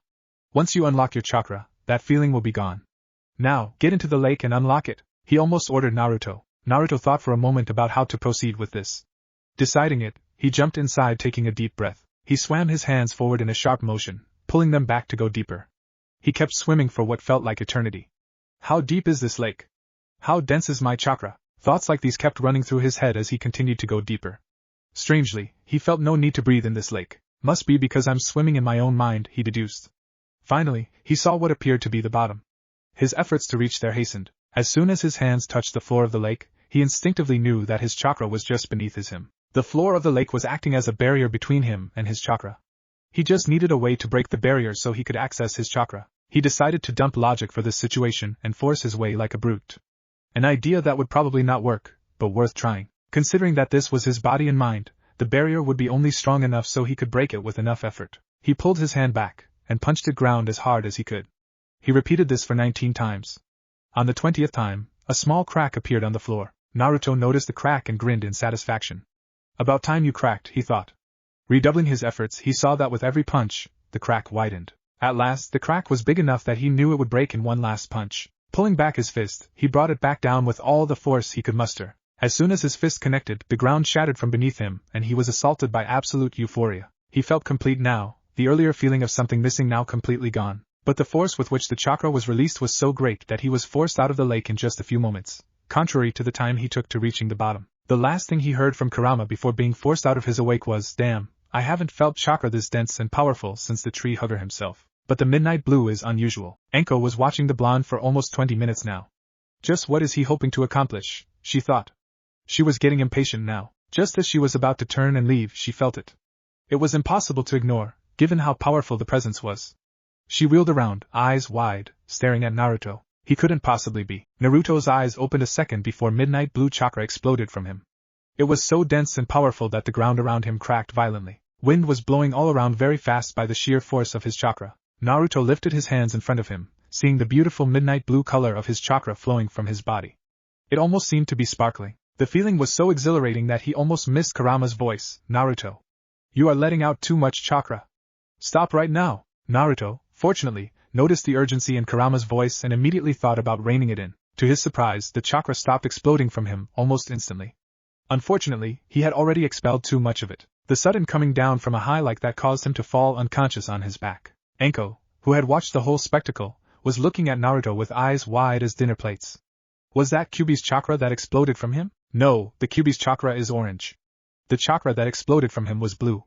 An unusual, darker shade, but blue nonetheless, which means that the chakra was his, she thought incredulously. Her one hand was now on her mouth. The amount that he was letting out can easily rival the Sandame's. But how did he unlock it, and that too so early? All kinds of questions were flashing through her mind, but seeing the kid fall unconscious on his back, she rushed to him, checking to see if he was all right. A sigh of relief escaped her when she saw that he had just collapsed from mild chakra exhaustion. He must be only 5 to 6 years old. Unlocking chakra at such a young age is unheard of. Most children unlock it after spending a year at the academy, and this kid does it before even entering the academy, she thought incredulously. It suddenly occurred to her that a blast of chakra like that would have attracted attention of almost all the shinobi in the village. Shinobi training kicking in, she picked the kid up and vanished in a shunshin to the Hokage's office. The Hokage sat in his chair, eyes glaring at the giant pile of paperwork that seems to materialize out of nowhere, and just as he finishes the previous file, he was ridiculously irritated at how it so innocently sat in front of him. This is ridiculous. This blasted paperwork has to be a force of nature. There is no end to it, at all.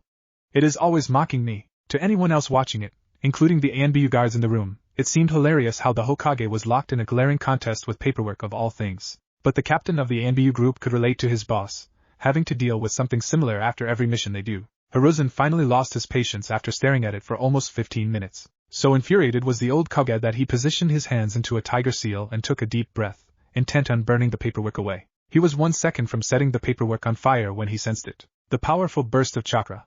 So powerful that he was sure almost every shinobi in the village felt it, censor or not. What was that? I didn't know any shinobi of mine was capable of releasing chakra at his scale. From what I sensed, it was powerful, overwhelmingly so, but there was no intention in that burst of chakra. No evil or good, it simply was neutral. Just what is going on, he thought. He decided that any shinobi who might be near the burst of chakra would respond and report to him shortly. With that, he turned his attention back onto the table and put his hands on it, closing his eyes. 5 minutes later, his door was knocked. He answered, "Come in." The door opened to show his secretary, Ikumi, a middle-aged woman, gesturing towards a purple-haired kunoichi carrying a familiar child with blonde hair in her arms. "Naruto, what happened to you now?" he thought in worry as he quickly gestured her inside. Anko gently laid Naruto on the couch in the office and then turned to face the Hokage. His eyes were hardened, having the look of a true, legendary shinobi instead of the man who was reduced to doing paperwork. His voice had an edge of steel. "What happened, Anko?" Anko was not nervous at all, as she had done no wrong. "Hokage-sama, I was just passing by the training fields when I saw Naruto Uzumaki sitting in the middle of a training field in a meditating position. I was curious, so I hid from his sight and observed for anything that would happen. 20 minutes passed and I was about to leave when I saw the most extraordinary thing, Hokage-sama." Hiruzen raised an eyebrow. A burst of powerful chakra and Anko comes to him with an unconscious Naruto. There seemed to be a link here. What did you witness, Anko? A burst of chakra so powerful that I haven't felt anything like it before, Hokage-sama. The ground around him seemed to crack just by the force of his chakra. Hiruzen's eyebrows went upwards in a disbelieving motion. You mean to say that Naruto here, he gestured to the boy on the couch, unlocked his chakra and the burst of chakra from before was his chakra? Hi, Hokage-sama. Anko nodded in agreement. Hiruzen sat back in his chair, finding it quite hard to believe what Anko had told him. However, Anko had no reason to lie to him. Still, how was this possible? Anko, he said to the kunoichi, stay here right now until he wakes up. I believe we should hear this right from the source, he said, looking at Naruto. Naruto was lying on his back in his mindscape, staring at the sky. Kurama was right beside him, head rested on his hands, looking content. Naruto sat up, eyes blinking around in confusion. What happened? Kurama replied in a bored tone, you fell unconscious. It's as simple as that. Naruto's eyes widened in realization. I unlocked my chakra. So what does that mean for my body, Kurama? He asked, eager to address the problem of his absence of chakra coils. Kurama glanced at him. I observed the release of your chakra. And I have good news. You can still control your chakra. Naruto seemed to practically melt in relief at that. That is good. I wasn't finished. Kurama's voice brought him back again. Your absence of chakra coils actually makes it easier for you to control your chakra. You can directly control it, without having to rely on chakra coils. Which means, you will actually have excellent chakra control. Hearing this, Naruto started jumping around in joy. He would be able to become a shinobi after all. Moreover, his chakra control would be excellent. Kurama was quick to burst his bubble, however. Continuing in the same lazy tone as before, Kurama said, you were lucky, however. Most people would not be so fortunate as to controlling chakra without chakra coils. Naruto stopped dancing around and turned to Kurama with wide eyes. Then why am I different? At this Kurama shrugged and didn't bother to answer, saying only one thing before falling back asleep, start training to use it. With Kurama now asleep, Naruto had nothing to do in his mindscape. Might as well wake up, he thought. He walked up to a stream and promptly fell face first into it. It had been over 10 minutes since they were waiting for Naruto to wake up. Anko honestly did not know why the Hokage had asked her to wait in his office. But she had to follow whatever the Hokage said, so she waited, albeit impatiently. Hiruzen on the other hand was contemplating on what to do. He was in his classic thinking pose, elbows on his desk, chin rested on his hands and eyes closed. If what Anko had said was really true and Naruto had really unlocked his chakra, then perhaps it was time to begin Naruto's training. He had thought that Naruto would grow up normally in the academy, but it seemed nothing was normal if it was connected to Naruto. Maybe he could get Anko to train him. Suddenly he heard a groan from where Naruto was laid. His and Anko's eyes snapped to there as Naruto sat up, looking no worse for wear. His eyes seemed confused as he did not seem to recognize where he was. However, as soon as he saw him and Anko, the weariness clouding his eyes suddenly disappeared, replaced by cautiousness. How the hell did I get here? He mumbled as he studied the purple-haired kunoichi. He had never seen her before. The kunoichi spoke in a rude tone. I brought you here after you successfully alerted the entire shinobi force of this village. What the hell were you even doing in the training field, brat? Naruto suddenly remembered that he had unlocked his chakra successfully, and did not stop the full-blown grin on his face. Unlocking my chakra, he replied in a cool tone. But how did you know to unlock your chakra, Naruto-kun? Hiruzen asked curiously. A 5-year-old child unlocking their chakra, without any outside help was simply unheard of, not to mention how powerful the chakra was. Naruto did not think that he would be dragged into the Hokage's office to explain how he unlocked his chakra. He needed time to build up a lie about this. Unfortunately, he didn't have it as both of them were looking at him expectantly. So he just gave them his patented making you feel stupid with a simple look. Both of them sweat dropped, thinking along the lines of how does he do that so well. Fortunately for Naruto, it allowed him time to come up with a convincing lie. Well, chakra is inside everyone, right? I thought if I looked deep inside myself, I would find it too. For the you-know-what, right, Gigi? Hiruzen looked confused for a moment, but realized it. Naruto wanted to unlock his chakra to get access to his parents' things left behind for him. But now, time to address the elephant in the room. Now that you have unlocked your chakra, Naruto-kun, what will you do? Naruto frowned for a moment, and crossed his hands, causing Anko to hold back her urge to hug him and yell kawaii. The kid looked mighty adorable. Naruto said, I will train, or so I would like to say. Unfortunately, I have no idea as to how I should proceed now. Books have always been the answer to all my problems. But I feel that books can't teach me what I need to know practically, he revealed honestly. Perfect, Hiruzen thought with a hidden smile. Normally he would have Naruto wait for another year, letting him join the academy and then letting him learn all he needed. But he knew that Naruto was a naturally curious child. Who knows what experiments he would do to find out what he could do. It would be dangerous to leave Naruto to his own devices, or chakra. His eyes shifted to Anko, who was watching Naruto and barely restraining herself from glomping him. But if he were to get an instructor to teach him early, many consequences could be avoided. Also, since Naruto is a genius, he may not really fit in with his age group. not only because he would be far ahead of them, but also because even his generation keeps their distance from him. I also have this feeling that Naruto and Anko will bond spectacularly. He barely kept himself from grinning. Naruto can still enter the academy at the proper age and graduate with his age group class. Many of the teachers may not give him proper education because of their grudges against Kyuubi, but that treatment would be null and void if he is already so far ahead. The council will surely protest against this, calling this favoritism, but I can justify myself by saying that the village's Jinchuriki must be trained early so he could be ready for anything. The foolish council members will blindly agree to this, and if they don't, who are they to go against the Hokage? Oh, the pieces of Naruto's puzzle are falling together wonderfully, he thought to himself gleefully. Outward, he said, then it is probably safer to get you an instructor rather than you experimenting on your own. Anko finally caught on to the Hokage's plan as she wheeled around to face him with wide eyes. Hokage-sama. You can't possibly. I appoint Anko Mitarashi as instructor of Naruto Uzumaki, effective immediately, he declared. Naruto's eyes, along with Kurama's, were wide as dinner plates. This was totally unexpected. Naruto never expected to get a personal instructor. He, the village pariah, jailer of Kyuubi.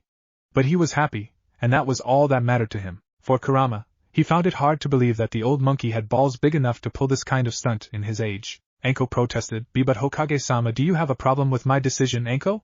He asked with his voice hard. Anko immediately stood in attention. No, Hokage-sama. Hiruzen immediately smiled, reverting back to his grandfather persona. Good. I knew you would have no problem. Anko's sweat dropped at how fast the old man changed personalities. She actually thought that he was showing favoritism, because everyone knew how close he was to Naruto. But she also saw how special Naruto was. But she was not cut out to be an instructor, rather she didn't want to. She was more suited out in the field. Turning to Naruto, he said, Naruto, you can go back to your apartment. Anko and I have something to discuss. Also, report to the training field behind this tower, tomorrow morning, at 6 a.m. sharp. Naruto nodded and immediately left through the window. Turning his attention back to the special jonin, he said, Anko, you have to understand that this is necessary. Naruto will face many difficulties in the future, and I fear that by the time everyone acknowledges him and comes to support him, it will be too late.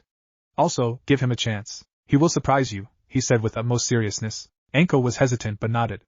Truthfully, she did not want to do this but had to anyway. The fact Hokage told the brat and her to report to the Hokage training fields was a surprise since they were exclusively reserved for the Hokage. She headed back to her apartment, thinking about how she should go about this. Naruto sat eating his dinner on his dining table.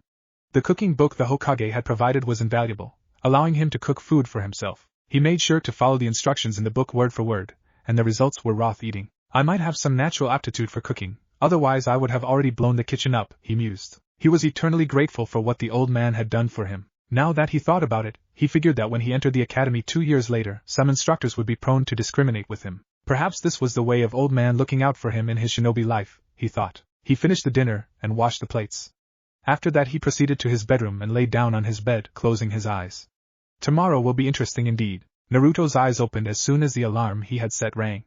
His hand reached out and shut the alarm clock. Waking up at 5:30 in the morning left him plenty of time to get ready. He finished his morning rituals in 10 minutes and dressed in his normal, orange jumpsuit. He went to the fridge and pulled out 2 bananas, peeling one and eating it at comfortable pace, followed by the second. He finished and looked up at the clock. 5:50. Best get going, he thought. He went up and out of the door, making sure to lock it up properly. He hid the key inside the potted plant near the staircase. He exited the building and ran towards the grounds. The sun was just beginning to rise, so the air was still cool as it hit his face. He smiled as he increased the pace and reached the ground with 1 minute to spare. He was surprised to see that just as he had reached the ground, his new teacher also reached at the same time. Her eyes showed surprise at his appearance, but she gestured him to follow her. They arrived in the training ground after Anko said to the guards that they were authorized to use it. Arriving at the middle of the ground, she said, "Sit down, brat. Introduce yourself." Naruto frowned at the way she said it but did it anyway. Naruto Uzumaki, age 5 years. Likes are reading and training. Dislikes are the people who can't differentiate between a kunai and a sealing scroll. Hobbies are none of your business. Dream is to become the strongest Hokage ever. He began in a monotone, became slightly rude in the middle and finished it with a grin and a thumbs up. Anko grinned in a savage way after his introduction. Not many people had the guts to be rude to her, but this brat had no problem doing it. Time to instill the fear, she thought maliciously. Grabbing his collar, she jerked him forward until they were nose to nose. In a deadly whisper she said, "I don't like brats like you who think that just because they are getting special treatment, they are above others." Naruto replied, unfazed, "And just because you are older and more powerful than me doesn't mean you have to be rude." Anko smirked and let go off Naruto, who sat back down. "I like you, kid, which means that I won't go easy on you. Get up and give me 10 rounds of this ground, fast." And so began his training. For a whole 4 weeks, she just concentrated on his physical conditioning. She wanted him to be physically fit for what she was about to mold him into. She was surprised at how obediently Naruto followed her commands. Whatever she told him to do, he did it without question. She ran him into the ground every day. So exhausted he was that as soon as she announced that the training for the day was over, he would collapse onto the ground, unable to move. She always carried him back to his home, and laid him in his bed. She also left him a bento every time, knowing he didn't have the energy to cook. Kurama always woke him up to eat. Naruto thanked her profusely every time, but she always waved him away, saying it was the duty of a sensei to care for the student. She didn't want him to know that she was growing fond of him. That would be embarrassing. Another good thing that both Naruto and Anko didn't know was that every time Naruto came back exhausted, Kurama always healed him up with his chakra. The good thing about this was that after every session, Naruto's muscles would be stronger than before, requiring much more to get exhausted. Today is the day he would learn to control chakra. And he was excited as hell. After his usual 15 rounds of the ground, Anko increased them. Anko decided he was satisfactorily warmed up and began explaining chakra control. Alright kid, the first step to controlling chakra is to take a leaf and use your chakra to stick it to your forehead like this, she said, demonstrating the exercise. Naruto nodded before picking up a leaf from the ground and keeping it on his forehead, and imagining his chakra creating suction at the point where the leaf touched his forehead. Surprisingly, it took him only 3 tries to get the amount of chakra right. On the 4th try, the leaf was easily sticking to his forehead, and he stood there smiling proudly. He knew he would have good chakra control due to his lack of chakra coils. Using chakra for the first time felt really good. He simply had to imagine how his chakra flowed and sort of command it to do so, and voila! Task accomplished. Anko stood there, gaping at Naruto. Most kids took 4 to 5 days to get this exercise right, and this kid had done it 5 minutes. Absolutely unbelievable, and outright ridiculous, she decided. Does the term normal even apply to this kid? She thought with a twitching eyebrow. Hey, Anko-sensei, now that I've got it, what's next? Naruto asked with a grin. At this point, he was keeping the leaf stick with only minimal concentration. Anko grinned. A grin that Naruto never liked. It always meant his doom. Now, she said, taking out shuriken, keep that leaf stuck and dodge these. With that, she threw the shuriken at him. It was only his danger sense that saved him from skewered. This continued for almost 15 minutes, and at the end of those, Naruto was heavily panting. She looked like she almost wanted to kill me, he thought, drawing deep breaths. Anko looked proud. Well done, Naruto. You successfully dodged the shuriken and kept the leaf stuck to your forehead. Take a 5-minute break. Not many, no scratch that. No one managed that on their first try. It was starting to look like that this kid was born to be a shinobi. She contemplated if she should teach Naruto the tree walking exercise next. A relatively difficult exercise, a genin level in fact. But Naruto wasn't even in the academy. Still, doesn't hurt to try, right? After the 5-minute break was over, she called Naruto, and they both walked towards a tree. Your next exercise would be to climb this tree with only your feet, she said. Naruto gave her a quizzical look. Isn't that kind of impossible, sensei? Anko rolled her eyes and lightly bonked him at the back of his head, with the aid of chakra. Honestly, where does your intelligence go sometimes? Out of your head. Naruto rubbed the back of his head and laughed sheepishly. Anko then demonstrated the exercise. This is kind of similar to the leaf sticking exercise, except you are sticking yourself to a tree instead of sticking a leaf to you. If you use too little chakra, your foot won't stick. You use too much chakra, you get blasted off the tree. Begin. You can use a running start if you want. That would be absolutely pointless unless you have the amount of chakra in your leg right, thought Naruto as he walked to the tree and put his right foot on the bark, regulating the amount of chakra required to stick. After he got it right, he kept in mind the amount of chakra and carefully pushed the same amount in his left leg. Taking a deep breath, he lifted his left leg and put it on the bark, not losing concentration in his right leg. A huge smile appeared on his face as he successfully stuck to the bark. Tentatively, he took the next step and managed not to fall off. He continued this until he reached the top of the tree. Anko watched all of this with her jaw on the ground, dango long forgotten. There was no possible explanation as to how Naruto managed to walk up the entire tree in 5 minutes of learning the exercise. Then she released a resigned sigh. I don't even want to know anymore. This became the norm for everything. Naruto mastered tree walking in 2 hours, water walking in 4 hours, and spinning a kunai above his hand with his chakra in 1 day, all the while dodging Anko's shuriken and kunai. It was now time to give the monthly report to the Hokage. What? He asked blankly. It's true, Hokage-sama. Anko insisted. The smoking pipe had long since fallen off his mouth.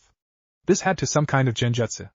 There was no way Naruto mastered all the chakra control exercises in just 2 days. Anko was a very deadly kunoichi, so any students she took, in this case, Naruto, had high standards to meet. But for Anko to say that Naruto did all of that in just 2 days, it was too much. He had no doubt that Naruto was very physically capable, but he had an Uzumaki heritage and as such, had monstrous reserves of chakra that could not be matched by anyone of his age. He expected Naruto to have problems in controlling his chakra, but from Anko's report it looked like he had an excellent control of his chakra. Anko then slowly asked him, knowing the Hokage was rattled to his bones by the news. Hokage-sama, can I have your permission to start teaching him ninjutsu and taijutsu? Granted. Naruto stood in his father's library, looking at the volumes of fuinjutsu his mother had left for him. He picked the first volume and left the house. Anko had very generously given the next day off to him, which he planned to make full use of. For some reason, he thought that Anko was very surprised at the speed at which he mastered those exercises. He had been asking her when he could start learning ninjutsu and taijutsu, but she always said that first he needed to build up endurance and stamina. After closing the door to his apartment, he set the thick book on the dining table and entered his bedroom, falling asleep. It was a late night after all, and sneaking around made him tired, especially after his sadistic sensei's training. His alarm rang at 7 next morning. Waking up, he did his morning rituals and made himself some breakfast. That reminds me, the stock that Gigi gave me will be finished soon.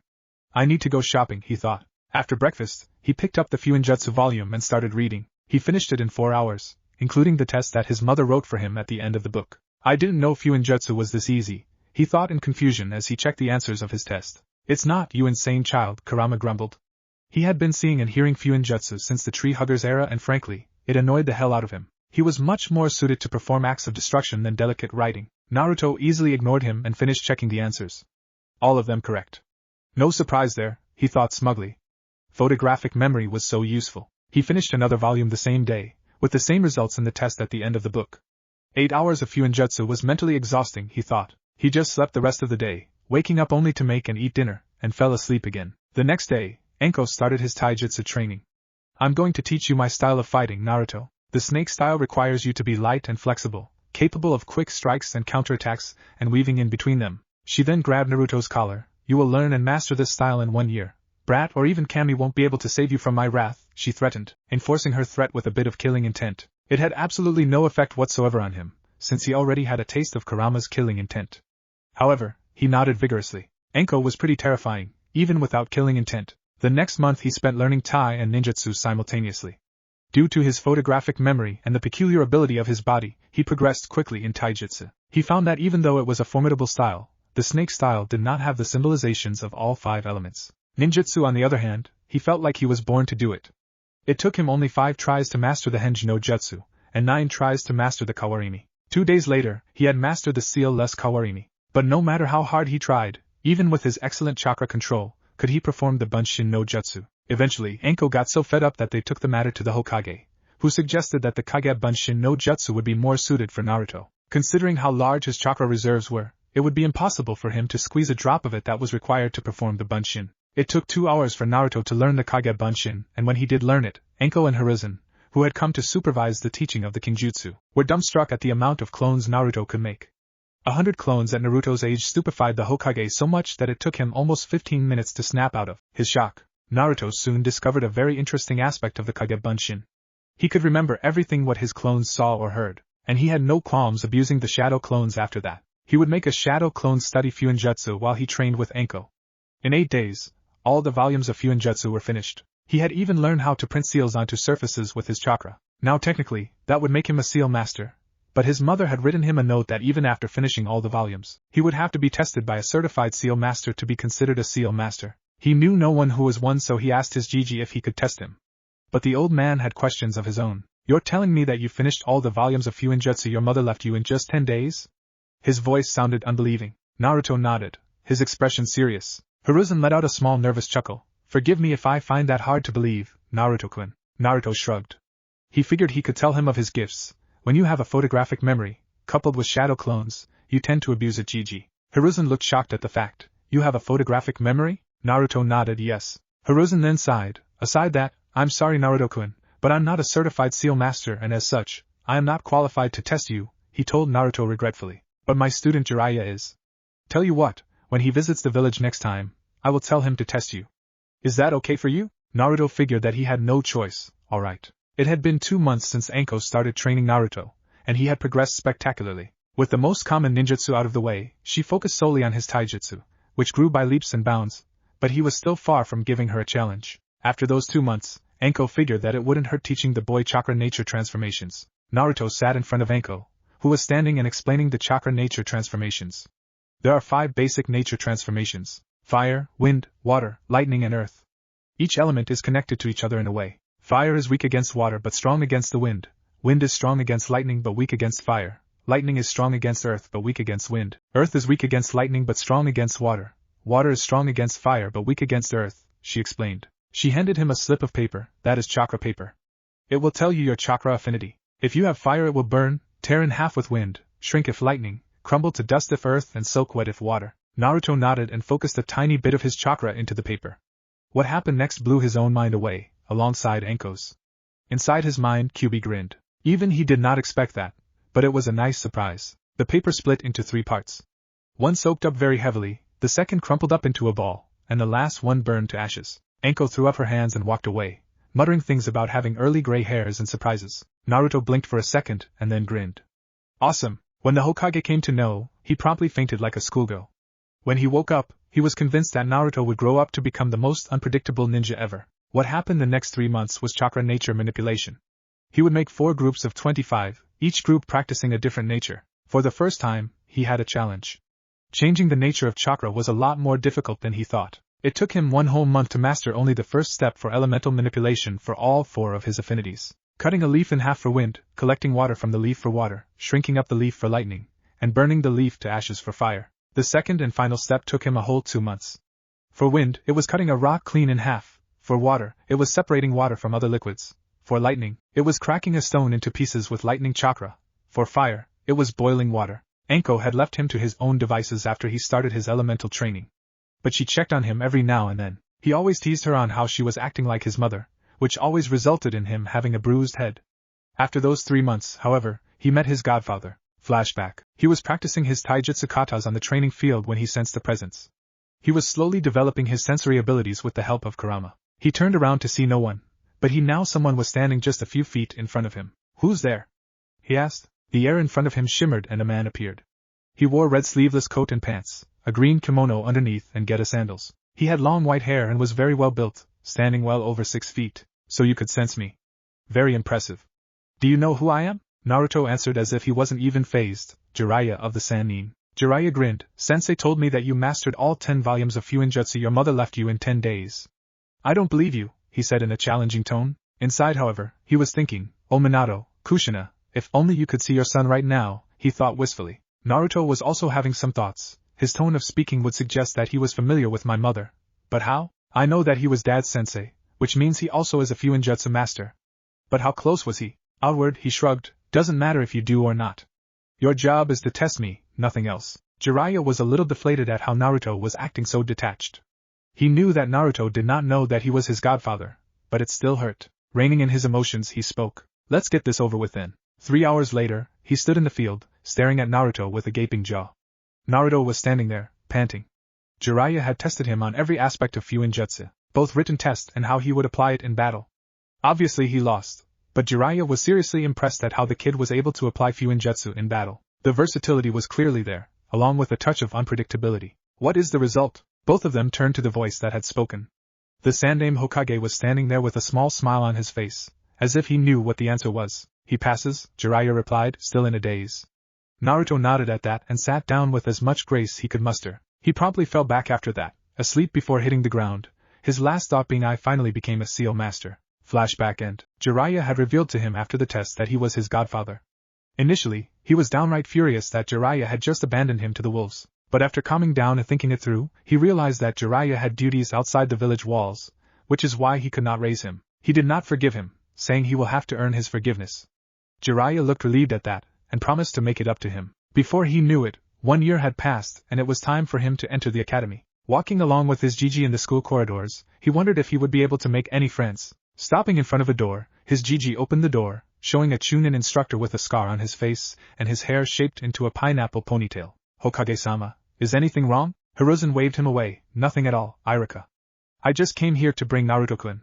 He will be starting from today. Iruka looked at Naruto, and Naruto was instantly able to recognize the look. After all, he had received it many times. Looking into the class, he saw the same look on many of the students' faces. He sighed. It will be a long 6 years. Time skip, 6 years. A lone figure was standing on top of the gates of Konoha. He was tall for his age, standing at 5 feet. He was wearing a white and black, half-sleeves jacket with 2 orange stripes on the sleeves, connected to the ones going along his zip which stopped at his chest, his high collar standing up. There was a blue lightning symbol on his back, in the black stripe. He wore a full-sleeves black shirt underneath the jacket with 2 bands, one on his wrists, and the other just beneath his elbows. He wore dark blue A&BU pants with orange stripes on the side, going all the way to the ankle. He wore simple blue shoes with white soles. Think of the pants like Sasuke's in Road to Ninja, but instead of sandals it's shoes. On his right thigh he wore a holster held with white tape, and a standard shinobi pouch tucked in at the back of his pants, on the left side. His bright, spiky blonde hair was tied in a messy ponytail. He was Naruto Uzumaki, and today was the day of his graduation exam. As he stood on top of the gate, he reflected on what he had gone through in the 6 years of academy. Just a few days into the academy told him that he was going to receive the short end of every stick. Even though he had no need to learn the academy taijutsu style, he could tell that the stances taught to him were all wrong. But he gave no indication that he knew this. Theory lessons were roughly the same. The teachers taught the different concepts in the class, but never answered any of his doubts. Instead, they tried to sabotage his answers as much as they could. Not that they could do that. Being a genius had its perks. On the bright side, he made a lot of new friends. Friends that he could actually count on. Hinata Hyuga of the Hyuga clan was the first friend she made. He could tell she was an incredibly shy girl who had confidence issues, but a very warm person to befriend. She spoke in the language of stutters, which for some reason, seemed to intensify around him. Her face also turned very red whenever he spoke to her, and she fainted most of the times, which is why he let her do most of the talking. She became his friend after he saved her from bullies. Chuji Akimichi of the Akimichi clan was a chubby boy who always seemed to have some snack in his hand. Chuji had a very big heart once he got to know him through a shared lunch. He was a very caring person, very kind and strong, but he also suffered from lack of self-confidence. He was also very sensitive about his weight, angered very quickly if someone called him fat. Nonetheless, Naruto considered him a dear friend. Shikamaru Nara of the Nara clan was Chuji's best friend, because he was the first one to look past his weight and find who Chuji truly was. He was also incredibly lazy, his catchphrase being troublesome. Along with that, he was probably the most intelligent person Naruto had met. He didn't know Shikamaru's exact IQ, but he knew his lazy friend was high up in that department, even more so than Naruto. Shikamaru was a true genius at shogi, which is where his weakness also lied. He spent most of his time cloud gazing, or playing shogi to sharpen something which was already sharp. He was the epitome of lazy, but Shikamaru and Chuji were Naruto's closest friends. They even took part in the occasional prank that Naruto played. They even enjoyed the punishments they got together after testing their teachers, Irika Yumino's patience. Every moment he spent with them, a strong desire to protect them pulsed in his heart. Kiba Inuzuka of the Inuzuka clan was more of an annoyance that grated on his nerves. He was short-tempered and impulsive, which did not help him at all. He was also headstrong, which was probably the reason he got very easily angered in his spars and made mistakes. He always carried his Niken, Akamaru, with him at all times. Akamaru was a small puppy who fit in Kiba's jacket. He always responded to Kiba's nonsense, and was always on his side. He held a one-sided rivalry with Naruto and Sasuke. Shino Aburame of the Aburame clan was a calm, collected and a mysterious person, a stark contrast to Kiba's personality. He rarely smiled and gave almost no emotion away while speaking. He was always on the side of logic, always having some sort of explanation to his answers. It always drove Kiba nuts when Shino started to preach logic to him. Naruto made friends with him because Shino was also treated like an outcast because of his ability to control insects. Naruto could empathize with him. He sometimes sat with Shino just so he could enjoy the silence. Ino Yamanaka from the Yamanaka clan was a very loud, outspoken girl, and a very devoted fangirl of Sasuke Uchiha. She was also very proud of her appearance, eating less so she could appear more attractive for her Sasuke-kun. She was a very kind-hearted person at heart, but that side of her was rarely seen by Naruto. She also loved gossip and had made her goal to ensure that nothing stayed secret from her. Not someone he trusted right now, but was sure he would later. Sakura Haruno was a civilian girl who was a rival of Ino's for Sasuke's attention. She was highly self-conscious about her large forehead, which she hid behind her pink bangs. She only had eyes for Sasuke, and often tried to ask him out on dates. Of course, she was always denied, but she tried to immediately hit Naruto after every denial, believing it was his fault. Of course, Naruto never allowed her to hit him, but simply avoided her. There were times, though, when he suspected she had split personality disorder. He didn't trust her at all. These people were the only ones who were worth acknowledging. The rest of them simply treated him as the rest of the village did. But there was one person who was closest to Naruto's heart out of all of them. Irika Yumino was his class instructor. He at first thought that Irika was just like the others, but somewhere down the line, when Irika scolded him for one of his pranks, he was surprised that he cared for him enough to scold him. He then started treating Naruto for who he was, instead of what he contained. He occasionally took Naruto to Ichiraku ramen to eat his favorite dish, and was very kind to him. Naruto always felt that Irika was perhaps the only person who he felt a familial relationship with aside from the Sandame. Sasuke Uchiha was, in the simplest terms, a Class A douchebag. He always acted like he was the god's greatest gift to mankind, In short, Naruto was stupefied how arrogant Sasuke was. He always brooded in class, which somehow his fangirls perceived as cool. He had perhaps the strangest personalities Naruto had ever seen. A mixture of superiority and inferiority complex. Naruto hated how Sasuke was labeled a genius, when he really wasn't. Genius was what Naruto would call the Yondaime Hokage, the Nidaime Hokage, Kakashi Hatake and Itachi Uchiha. Not Sasuke. Sasuke always evaluated new people that he met. If they were weaker than him, he would arrogantly disregard them, feeling they would hold him back. If they were stronger, he would relentlessly try to surpass them, believing he should be their equal, if not stronger. This infuriated Naruto the most. He hated how Sasuke believed that he should have no equals. He knew how Sasuke's clan was massacred in a single night by the prodigy of the Uchiha clan, Itachi. No one knew why he had done it, but it had left Sasuke deeply scarred. Naruto tried to befriend him at first, thinking the lone boy could use a friend. Instead, he was rudely rejected and outright insulted. Sasuke had said that he had no wish to befriend the class clown, who was also the dead last. Since then, Naruto simply stopped interacting with him outside spars, where he forced himself to lose every time. He did not want to reveal all his cards just yet, but on the inside, he had a desire to be acknowledged by him. His training had gone very well in the last 6 years. He had finished his taijutsu training in 1.5 years, with 6 additional months of self-training. After that, Anko had proudly declared him to be a master of the snake-style taijutsu after getting stalemated in a spar with him. It was after this he had started creating his own style, using the snake style as foundation. His own imagination was very useful in creating moves, blocks, strikes that were completely unique to his style. After he had mastered the snake style, he had started to work on his speed and with the help of shadow clones, had drawn resistance seals on his body. It was a bit weird at first, but he quickly got accustomed to it. Currently, he was on the 12th level of the resistance seal. He could have already started using the training simulation, but felt that the time was not right, so he held off until he became a genin, preferring to spar with Anko. Her help was invaluable in creating his new style, which was very unpredictable, exactly how he wanted it to be. His style had an attack stance, but he preferred to let his opponents attack him first. He had incorporated his danger sense into his style, making it even more efficient. His style was a combination of linear and unpredictability.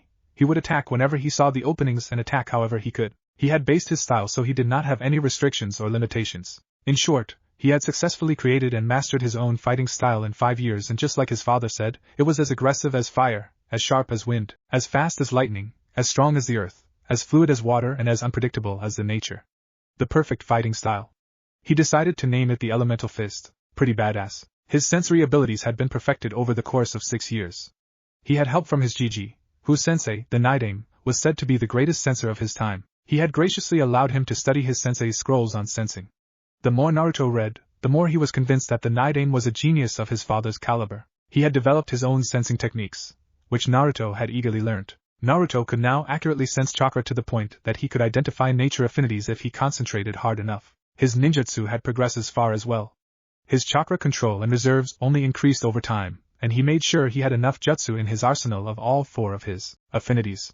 He had also created a way of copying jutsu from others. Whenever he would watch someone perform a jutsu, he would immediately hone in on the chakra in that person's body, sensing how it was being molded. His photographic memory combined with his now controlled danger sense ensured he could copy hand seals and slower perception. This skill had greatly impressed his Gigi. He was also pretty smug about the fact that he had successfully copied the great fireball jutsu from Sasuke from when he had once watched him train. Also, he had literally begged the Sandaime to let him study from the Nidaime's library, considering that he had 4 affinities that could rival Tobirama's water affinity, and the former Hokage literally had a huge library that was full of jutsus of all nature, transformations. Sarutobi was outraged at his request, but Naruto had reasoned that he had the ability to make use of them. Besides, the Nidaime had no use for them now since he was dead. Sarutobi had very reluctantly allowed him to study from the library, but had made him swear that he won't tell anyone. The fact that he was a seal master had helped him study and understand the Horatian scroll his father had left him. He had to admit that it was incredibly complex. From what he understood, it was a part of the rarely studied field of space-time. It was a perfect combination of ninjutsu and fuinjutsu. His father had left him an astounding amount of chakra theory for him to recreate the jutsu. In summary, it was using fuinjutsu to create a temporary tear in space-time, traveling through it and appearing on the other end near instantly. It relied on the principle of teleportation. Once you enter the tear of space-time, your body is dispersed into millions of particles of chakra that reassembled just before you exited the space-time. Naruto's challenge was in recreating the Jutsu Shiki, seal formula. His father's famous kunai had only 5 kanji on it that he used very successfully. The scroll was enormous, even with his father's improved notes. He had to shorten it, just like his father did, into 5 or 6 kanji. At first he had made the mistake of using his father's formula, imprinted on a kunai, the difference being that instead of his father's chakra, it was his. It even sort of worked, but he slowly discovered the problem in that method. It was taking him too long to sense the kunai. He was wasting chakra as well. He had then reread that every Hiration formula was unique to its user. He had to painstakingly start from scratch to build his own formula, which would require a lot of time. 2 months of curses and ink marks later, he had proudly created his own Hiration formula, with a few interesting modifications of his own. He had modified his formula so that instead of sensing the kunai and forcing yourself into the spacetime, which had become easier with his own formula, he maintained a very weak link with whatever he had put his formula in. Whenever he molded chakra and honed on a particular kunai, the link would instantly teleport him, without him having to force himself through. He now required significantly less chakra to use Hiration, and sensing the kunai became easier. His formula was 4 kanji symbols forming the phrase, fall down 7 times, stand up 8.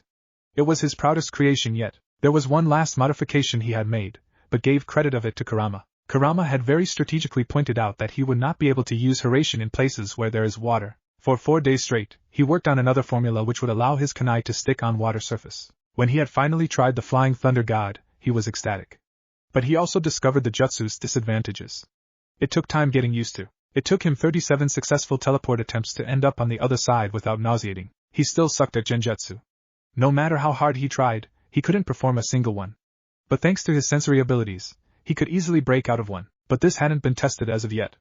Kurama had very patiently told him that due to the abundance of yang chakra in him, he could never perform genjutsu, which required yin chakra. He had pondered on whether to learn kenjutsu or not, but something inside him, not Kurama, told him that he was not cut out for it. To compensate for it, he had perfected his fighting with dual kunai held in reverse grip. He also knew that he could coat the kunai with wind chakra to sharpen it and lengthen its reach, but had yet to try it out in a real fight. An important thing he had discovered in the last 6 years was that he was alone. He knew that before as well but had no idea how bad it was. Whenever the parents would come pick their children up, they would turn scornful gazes on him.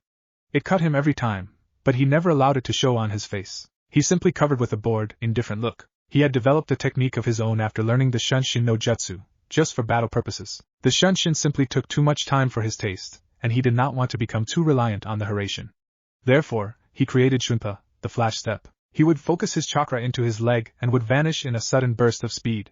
He created this for short-distance purposes in a fight. He was probably at low Chunin to mid-Chunin speeds, counting with the resistance seals on. He also had his IQ tested by Gigi. With an IQ of 177, he was one of the rare geniuses that came once in a generation. He was in league with the Yondaime, the Nidaime, and Itachi Uchiha. As he stood upon the gates reminiscing, a sudden noise caught his attention. He smirked. That's right, all the alarms would be sounding now, waking them up from their precious sleep. It was his final prank before he became an official ninja. All the civilian council members had been pranked by him. He had set off a time-release stink bomb in each of the houses, courtesy of Fuinjutsu. He knew the blame would come onto him, but he had made sure nothing connected him to the crime. He also knew that the ANBU would be searching for him due to his prankster reputation. Normally he would probably take credit for his work, but since it was the important people this time, he made sure to have an alibi, which was the academy. He had specifically set them off just 5 minutes before the first bell rang, 10 minutes before which he was already in class usually. He easily sensed the Jutsu Shiki he had imprinted in the tree outside the academy, and silently vanished in a tiny, blue flash. Appearing on the tree, he closed his eyes as if searching for something. The next moment, the air around him shimmered a little. Naruto then puffed into smoke, signifying that he had perfectly substituted with the shadow clone that was sitting inside the class. The class was as usual, very noisy and chaotic. Thankfully, his shadow clone was sitting on the last bench, which meant he did not draw unnecessary attention. As the memories of the clone came to him, he blinked and then scoffed at the stupidity of the people. Did they really think I would keep wearing that orange jumpsuit? The shadow clone had received stares from people in his change of clothes. Sakura had yelled at him to not act like he was cool, but he had ignored it easily, as was his habit. The clock struck 8, and Iruka-sensei entered the classroom followed by Mizuki-sensei. Naruto hated him. Mizuki always tried to fail Naruto in all the tests by casting genjutsu on them, making them appear tougher. But Naruto paid no mind and continued writing the wrong answers to maintain his facade of dead last. He gave no indication that he knew of Mizuki's pathetic ways to fail him. Finally, the class settled down and Mizuki handed out the papers. As he gave it to Naruto, a very ugly sneer appeared on his face, kind of like a sick smile. Naruto looked at his paper and back to Mizuki, who seemed to be glowing with triumph. Naruto sent an "Are you kidding me?" look mixed in a deadpan stare. He then promptly dispelled the genjutsu on the test, making a blank page appear. So this is your game? He thought with amusement. Raising his hand, he said in a cool tone that perfectly matched his facial expression of bored indifference, "Mizuki-sensei, I believe that you put this blank page here by mistake." Mizuki's thunderous expression almost made him smirk, but he reined it in with experience. He came up to Naruto, a smile staining his face. Thanks for pointing it out, Naruto. Good thing you spotted it, otherwise you would have failed, he said, placing the real test on his desk. Turning back, a furious expression came across his face. How did the demon spot the genjutsu? He never could do it before. Usually when tests were conducted, Naruto would purposely answer so he barely passed or failed. But today, he decided to let his intelligence shine through. He could hold back a little less today. He finished the paper with 20 minutes to spare, but kept the appearance of writing as to avoid suspicion. He could see that Sakura and Sasuke had also finished roughly at the same time. It was not surprising since Sakura was considered the class bookworm and Sasuke was quite intelligent. Everyone else finished at roughly at same time around. After collecting their papers, Iruka-sensei called out, "All right everyone, next section will be weapons. Proceed to the practice fields." Naruto waited in the crowd for his turn. Since it was alphabetical order, he was pretty much in the last. He watched as Sasuke's turn came and observed as Sasuke hit all the 10 bullseyes for kunai and shuriken, save for one. 9 bullseyes out of 10 was the highest score yet. Finally it was his turn. He went in front of the crowd and to the box where the shuriken were kept. He took 5 of them out and holding 3 in his left hand and 2 in his right, threw them all simultaneously. He watched as they all hit bullseye with boredom, as if he did this every day. He proceeded to do the same with kunai. The whole class was shocked and gaping at what they saw. Naruto Uzumaki, the class clown and dead last, had beaten Sasuke Uchiha's score very easily. The said Uchiha was frowning heavily, not liking that the dead last of the class had beaten his score, that too looking as if he was barely concentrating. Iruka was shocked as well. Naruto never displayed such skill before. "Gee, good job, Naruto. You have the highest score in the class," he complimented, before moving on to the next student, not noticing that Mizuki was barely keeping himself from strangling the blonde. The said blonde turned in his direction and gave a smirk, infuriating him even more. After the weapons part of the exams was over, Iruka called out, "Everyone, gather around for the taijutsu portion of this exam." Naruto frowned minutely at this. Every time they practiced taijutsu, he was always up against Sasuke, no doubt because Mizuki wanted to see him lose. This time would be no different. He was right. "Sasuke Uchiha and Naruto Uzumaki, please enter the ring," Mizuki announced almost gleefully. He was fully prepared to see Naruto beaten down, and if he was lucky, he could fail him. "Beat Baka Naruto, Sasuke-kun!" Sakura screeched, causing many people to cover their ears. Ino supported her by shouting as well, "Show him you're the best, Sasuke-kun." Naruto could have sworn that he saw blood coming out of Akamaru's ears. Almost no one cheered for him, but his sensitive ears caught a soft-spoken voice saying, "Gee, good luck, and Naruto-kun." He smiled in thanks at Hinata, who fainted at his smile. He then turned his attention towards Sasuke, the same bored look from before back on his face. Sasuke stepped in with a serious frown, still feeling upset that the dobe of all people beat him. Naruto still had the infuriating look of bored indifference on his face, as if he barely considered Sasuke a challenge. Sasuke almost snarled, "That dobe is mocking me." "Hajime," Mizuki called out and jumped out of the ring. Sasuke slid into his clan's fighting style, the interceptor fist. Since it mainly relied on the Sharingan, he could not use it to his full potential. "But I don't need the Sharingan to beat dobe of all people," he thought smugly, but wasn't prepared for what came to him. Naruto was contemplating whether he should end this quickly or prolong it, just to see how angry he could get Sasuke. "Nah, I'll end this quick," he thought. He would use every advantage he could get. It was his fighting style after all. He stood in a semi-ready stance, watching as Sasuke did not bother to enter his until the signal to begin was given. "Got him," he thought with a mental smirk. As soon as the signal was given, Naruto didn't waste any time to get into a stance. Sasuke had provided an opening, and he would fully use it. He used the speed he had built up all over the years to get into Sasuke's guard in an instant. One moment Naruto was standing opposite to him, another moment he was kneeing Sasuke's chin, very painfully. The force of the blow was such that Sasuke was thrown right out of the ring. Even though he recovered midair and was able to soften his landing, a furious expression was on his face. Kurama was heartily laughing inside his mind, pleased to see Sasuke getting his ass handed to him. The class was silent for a moment. Naruto had beaten Sasuke a second time, that too in just one move. Then came the accusations, "Naruto cheated." "Iruka-sensei, there's no way Baka Naruto can beat Sasuke-kun. He cheated." "Iruka-sensei." Iruka was getting fed up at how the fangirls were shouting ridiculous and useless accusations. He could see what Naruto had used was pure speed, and nothing else. "Shut up. Naruto has not cheated. If anyone knows better speak up." Naruto was watching the drama unfold with hands crossed across his chest, amusement dancing in his eyes. He almost laughed when Sakura, the ever-devout fangirl, screeched, "Iruka-sensei. There's no way Baka Naruto could beat Sasuke-kun. Therefore he must have cheated. That's a very logical reason, isn't it?" Naruto thought with sarcasm. Iruka turned a stern glare on her. "And just how did Naruto cheat? Care to explain, Sakura?" Sakura opened her mouth, but closed it since nothing came to mind. An embarrassed blush spread across her face, and she fell back into the crowd. Iruka nodded and called out, everyone head inside for the ninjutsu portion. Mizuki was looking like someone shit in his breakfast and made him eat it. Don't you get so smug, demon. I will fail you somehow, he thought angrily. They headed into their class and everyone sat down, keeping their distance from Naruto, who had gone to the back of the class and had pulled out a book to read. All right, you will all sit here until we call out your name. When we do, come into the next room for your exam, Iruka said before calling the first student. Sasuke had long since gone back to brooding again, though this time he had a faint aura of anger around him. How is the dobe so good? I never saw any signs of skill in him and every time he was the last in class, so why was he able to beat me that easily? It doesn't make any sense, he thought furiously. Soon enough, it was Sasuke's turn. He went out of the door and returned 5 minutes, a Hittite on his head. He smirked in the direction of Naruto, but grit his teeth when he saw that Naruto wasn't even paying attention to his surroundings. He was too engrossed in his little book. This book is very interesting, he thought as he read the tips and tricks of Fuinjutsu written by his parents. So engrossed he was that he almost missed his name being called out. He snapped his book shut and put it in his pocket. He then proceeded into the next room. Iruka and Mizuki were sitting on chairs, a desk in front of them. Mizuki watched with barely hidden glee. Today you will fail, demon. All right, Naruto, perform the Henji no Jutsu, Iruka instructed. Naruto nodded and formed the ram seal.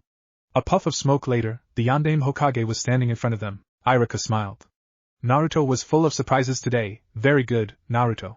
Now perform the Kawarimi no Jutsu. Naruto nodded and a second later, Mizuki was sitting on the ground, wondering how he came there. A second later, he turned furious eyes onto Naruto, who was looking a little too innocent. I'm sorry, sensei, are you okay? He asked, with fake concern in his voice. Mizuki got up and brushed himself. I'm okay, Naruto, don't worry, he said with gritted teeth. Iruka nodded approvingly. Excellent, Naruto, you performed it without smoke and without seals too. You get extra points for that. He looked up from the paper and said, lastly, perform the Bunshin no Jutsu. There was some fear in his voice. Naruto could never perform it perfectly, but Naruto surprised them yet again. Holding up a half-ram seal, there was a puff of smoke and 3 Narutos were standing in front of him. Of course, they were actually Kage Bunshin, but they didn't need to know that. He was actually proud that he only needed a half-ram to execute Kage Bunshin, instead of the full seal. Mizuki watched helplessly as Iruka declared Naruto passed, and told him to pick between black and blue. Naruto picked the blue Hittite and asked if Iruka could tie it just beneath his left jacket sleeve. Walking out of the room, he saw that the class was giving him the same, gaping look, again. Annoyance passed on his face. What are you looking at? Kiba pointed an accusing finger at him, a shocked look on his face. You got a Hittite. Naruto simply gave him a deadpan stare.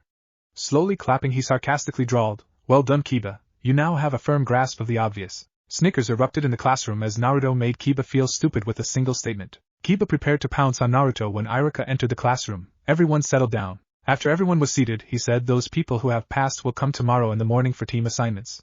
You can leave now. Naruto leisurely walked out of the academy, in no hurry.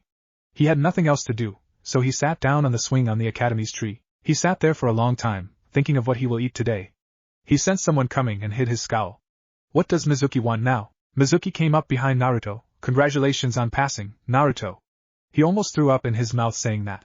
Naruto curtly replied, thanks. He said no more than that. He didn't need to. Mizuki approached him, so he will be the one to talk. I was impressed on how you performed, Naruto. But you still don't have enough points to claim Rookie of the Year. I will offer you a special test, if you're interested in that title, he said. Naruto just looked at the man. What a fucking idiot, Kurama helpfully supplied. But Naruto wanted to see where this was going. Really, Mizuki-sensei? He hopefully asked. Mizuki smiled at how easily he fooled the demon. Yeah. You just need to take a scroll from the Hokage vault in the Hokage's office and bring it to me beside the old shed in the forest at midnight. You know that, right? Bring it to me and consider yourself the Rookie of the Year, he said as he walked away. He really has a very low opinion of you, doesn't he? Kurama commented. Naruto mentally agreed. He just asked me to steal the forbidden scroll. What a moron, he thought as he flashed to the Hiraishin Shiki in his apartment. He had a seal to make. The sky was dark with clouds, shrouding the village in shadows. It was perfect for him to sneak around. In a series of flash steps, he was at the Hokage Tower in minutes. Dodging the ANBUM patrol, he easily masked his chakra signature and sneaked into the office. He soon found the Hokage vault and took out a piece of paper, a complex seal drawn on it. He slapped it onto the vault door and watched as it glowed for a moment. He knew opening the door was no problem for him, but the alarms that would sound after would be, which is why he created a seal that would suppress the alarms of any seal for roughly 10 minutes. Enough for him to complete his task. He took the scroll and slung it around him. He exited the way he came from, but paused for a moment. What's up, Gigi? Hiruzen replied as if he totally hadn't caught Naruto stealing. The night strolls are often very peaceful for me. I trust that the scroll would be returned. That was more of an order. Naruto simply nodded, making his way to the exit when Hiruzen stopped him. You know it would look suspicious if it looked like I just let you through. A mischievous grin almost split his face in half. This was the perfect time to try it. He turned around, not bothering to hide his grin. He put his hands in the ram's seal, whispering, Oiroke no Jutsu. A puff of smoke revealed a curvaceous and an extremely beautiful blonde female Naruto, clad in birthday clothes. Wisps of smoke were covering the more important bits. It was the Sandame's weakness as well as his sweetest dream. A huge amount of blood burst from his nose with such force that he fell backwards unconscious, having a perverted smile on his face. Naruto released the henge, barely holding himself from laughing out loud. Yash! Oiroke no Jutsu is a success, he thought in celebration before flash stepping out and into the forest. He arrived with half an hour to spare. Shrugging, he put the scroll on ground and opened it up, looking for something useful. He found the Kage Bunshin along with its explosive counterpart, Bunshin Daibakuha. He also found the Gojo Kabaku Fuda, a jutsu created by the Night Aim. It was about self-replicating explosive tags. A wicked grin crossed his face. I'll have so much fun with this one. He also found a very interesting theory on how to change the color of your lightning. A thoughtful look crossed his face and he mused, it would be cool if I can do that. The blue of lightning hurts my eyes. Red lightning sounds much better. He always avoided Raiden because it was just too bright for his eyes. So for the next 2 hours, he relentlessly practiced changing the color of his lightning. It was tedious work, but he was able to do it, without shadow clones. At the end of 2 hours he lightly panted but watched in pride as red currents of lightning danced across his body. I did it! Who? The theory was easy to understand, but not so much when implementing, he thought with relief. The red lightning was significantly better on the eyes and was less chakra consuming, though he did not know why. Suddenly, he sensed the familiar chakra and smiled. About time someone came looking for me. A few moments later, Iruka burst out of the bushes, looking around wildly. When he spotted Naruto innocently sitting on the ground with the forbidden scroll on his lap, he snapped. Naruto, he began in a strained voice, just what do you think you are doing? He ended in a shout. Naruto, to his credit, wasn't rattled a bit. He just smiled widely and decided to out the traitor. Well, Mizuki-sensei told me to bring this scroll for him here. So, I was just waiting for him, Iruka-sensei. A cold feeling washed over him at that. Mizuki told you that? But, explanations later, Iruka-sensei. For now, be on your guard, Naruto calmly said as he stood up and slung the scroll over him, hands crossed over his chest as if waiting for something. Iruka was about to grill him further when his instincts screamed at him to dodge. He leaped aside to dodge the hail of shuriken, but one struck his sleeve onto the shed and another got buried in his thigh. Naruto lazily caught the kunai that was heading towards him between two of his fingers. A second later Mizuki appeared before them, smiling smugly. Well done, Naruto. Now hand over that scroll to me, he said. Naruto was about to speak when Iruka shouted, Mizuki, why are you doing this? Mizuki growled, for power, you idiot. I want power, nothing else. Naruto, hand it over. Right. Now, don't do it, Naruto. Iruka shouted desperately as he struggled to free himself. Mizuki smiled sickly. Do you know why everyone hates you, Naruto? Naruto raised an eyebrow, curious to hear what the traitor had to say. Oh, do tell. Don't do it, Mizuki. Iruka shouted. This could not happen. It would absolutely break Naruto's spirit. It's because you're the Kyuubi. 12 years ago, when the Yondaime defeated the Kyuubi, he didn't kill it. He sealed it into a baby, which happened to be you. You hold the killer who took thousands of lives that day, including Iruka's parents. He finished in a crazed tone. Hiruzen, who was watching from his ball, had gone pale. This isn't good. That idiot Mizuki has told Naruto of the secret, but then he noticed that Naruto hadn't reacted to that at all. His face became paler, nearly to the point of white. Could it be that he already knows? He refocused himself and watched. Naruto simply gave Mizuki his patented look. Are you done displaying your stupidity? Mizuki was as confused as Iruka. You are obviously unworthy of your rank since you can't tell the difference between a sealing scroll and the kunai which is sealed into it. As for the Kyuubi, I have already known for 6 years, he calmly revealed. Iruka had gone pale at that. Naruto had known since he started the academy. Mizuki was growling at the insult aimed at him. How dare that demon insult him? And you tried to hurt Iruka-sensei. Here his tone turned menacing. So I really can't let you go scot-free. Naruto was contemplating whether to knock Mizuki out with a simple right-gun jutsu, or give him third-degree burns with a katon jutsu. Logic, logic, logic. Fuck logic. He just tried to hurt Iruka. Let's go for brute force. With that, he formed a half-ram seal and instantly, the whole clearing around them was filled with smoke. As soon as the smoke cleared up, Mizuki became paler than he already was. Hundreds of Naruto surrounded him. Every inch of the clearing was covered by a Naruto, each of them looking at him with those menacing blue eyes. He had a sudden realization, same as Iruka. The clones he created in the exam were shadow clones. Let's go! One of them shouted and together, the whole army of Naruto descended upon him. Naruto walked up to Iruka, all the while listening to the sounds of bones cracking and breaking. He dispelled the clones and hid a small wince at the memories. Mizuki was literally a broken man now, in both the ways. Naruto knelt down beside Iruka, freeing him easily and helping him up. Iruka had a confused expression on his face. Naruto, do you? Yeah, I know about him. We're actually very good friends, he revealed nonchalantly, laughing at the horror on Iruka's face. In a much gentler tone, he said, now let's get you to the hospital, sensei. That thigh wound won't heal itself. In a flash step, they disappeared. The search was called off when Naruto and Iruka returned to the Hokage with the scroll.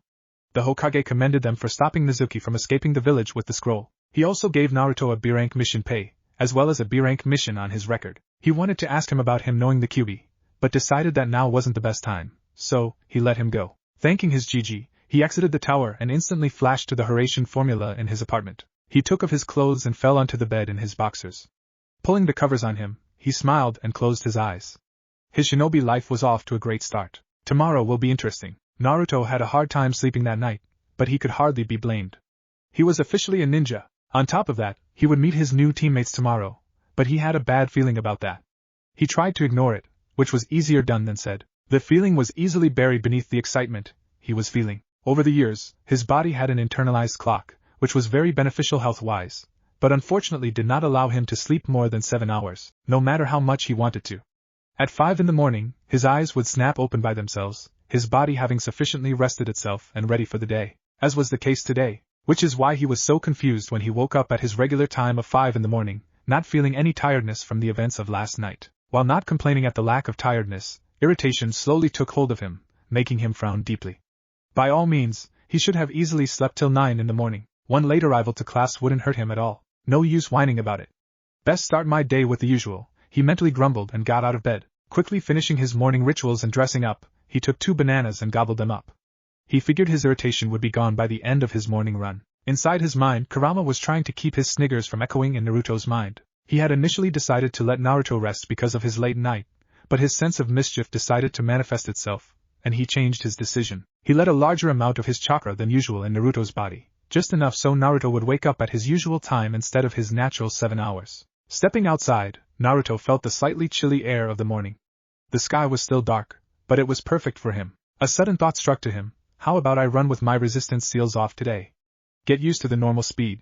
What do you say, Kurama? Kurama gave a yawn that reverberated through Naruto's mind. He forcefully clenched his jaw to prevent his own from happening.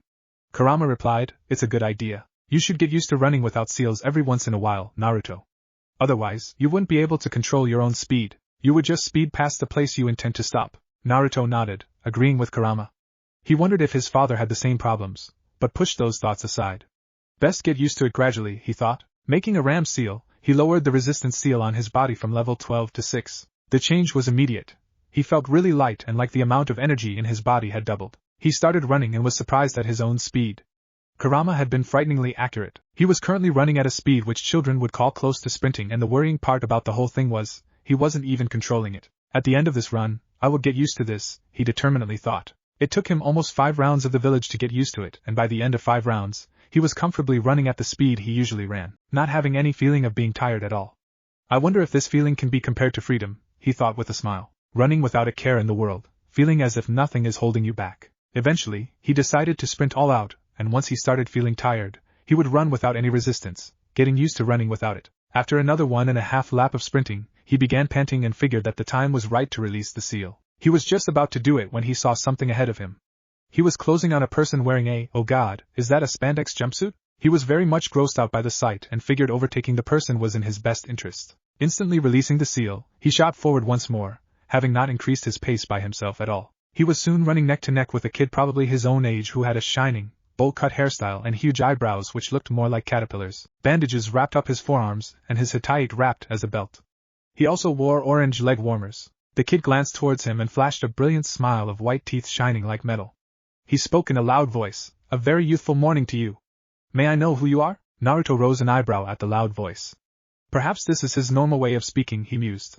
Somehow, a quiet voice did not suit this kid. And what is with the youthful morning? Outward he said, good morning. It is nice to see someone else running at this time. My name is Naruto, by the way. He expected the usual frown of disgust and hate, but he did not expect the kid to react. My name is Rock Lee, Naruto-kun. You seem like a very youthful person, running at this speed in the early morning. You are clearly basking in the springtime of youth. Naruto stared at him as if he was speaking an entirely different language, which he probably was because he didn't understand a word of what he said. Inside his mind, Kurama had kept his eyes shut tightly. He had already scarred his mind by seeing Lee. He did not want to go insane from seeing him in motion. Naruto did the only thing he could without upsetting the boy. Hey Lee! How about we talk later? I'm in a bit of hurry. Saying that, he sprinted ahead at full speed, leaving Lee to taste his dust. He felt bad about leaving him like that because there was a chance that that boy would be his future comrade, but he wanted to get used to his mannerisms slowly. The youth coming from Lee terrified him. Lee stared at the dust with wide eyes. Stars seemed to twinkle around him. What youth? To be faster than me with my weights off. Guy-sensei will be so surprised when he hears of this. Shouting this, he ran off in his own cloud of dust. Naruto ran full sprint until he reached his house. Climbing up the stairs, he thought about what he had observed while talking to Lee. While the bandages covered almost whole of his forearms, the fingertips were exposed. And they were scratched and bruised, heavily. That indicated that Lee trained his ass off every day. He also sensed Lee's chakra, which was so low that someone would mistake him for a civilian, which probably indicated that Lee was running on pure speed, without any chakra. That meant Lee was a pure taijutsu-type fighter. The amount of hard work it must have taken to achieve that speed. Lee has my utmost respect for his hard work, he thought with admiration.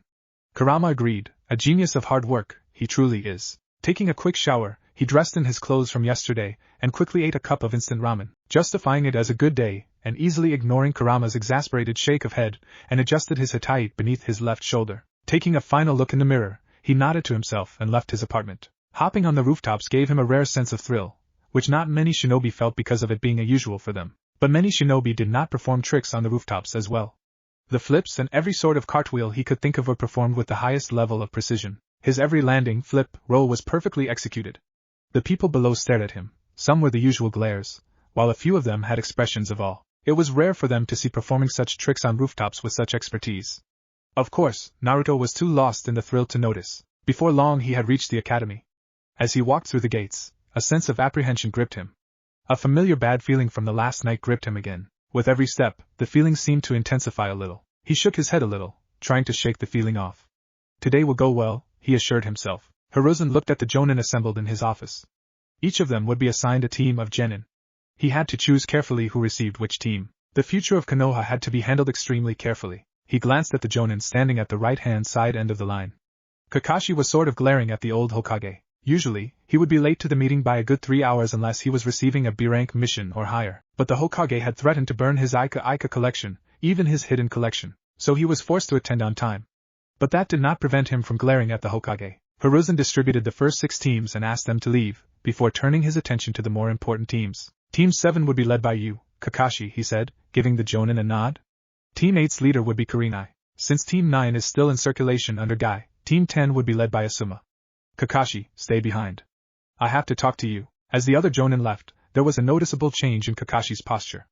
The lazy look was gone from his eye, replaced with seriousness. He stood straight with his hands behind his back and back straight, looking at the Hokage. What do you want from me, Hokage-sama? Hiruzen's seriousness of the topic was clear in his voice. Kakashi, you have been given the most important team of all. Since Sasuke Uchiha is on this team, the council will probably force you to pay more attention to him, teach him the ways of Sharingan and all your jutsu, but you will not play any favorites.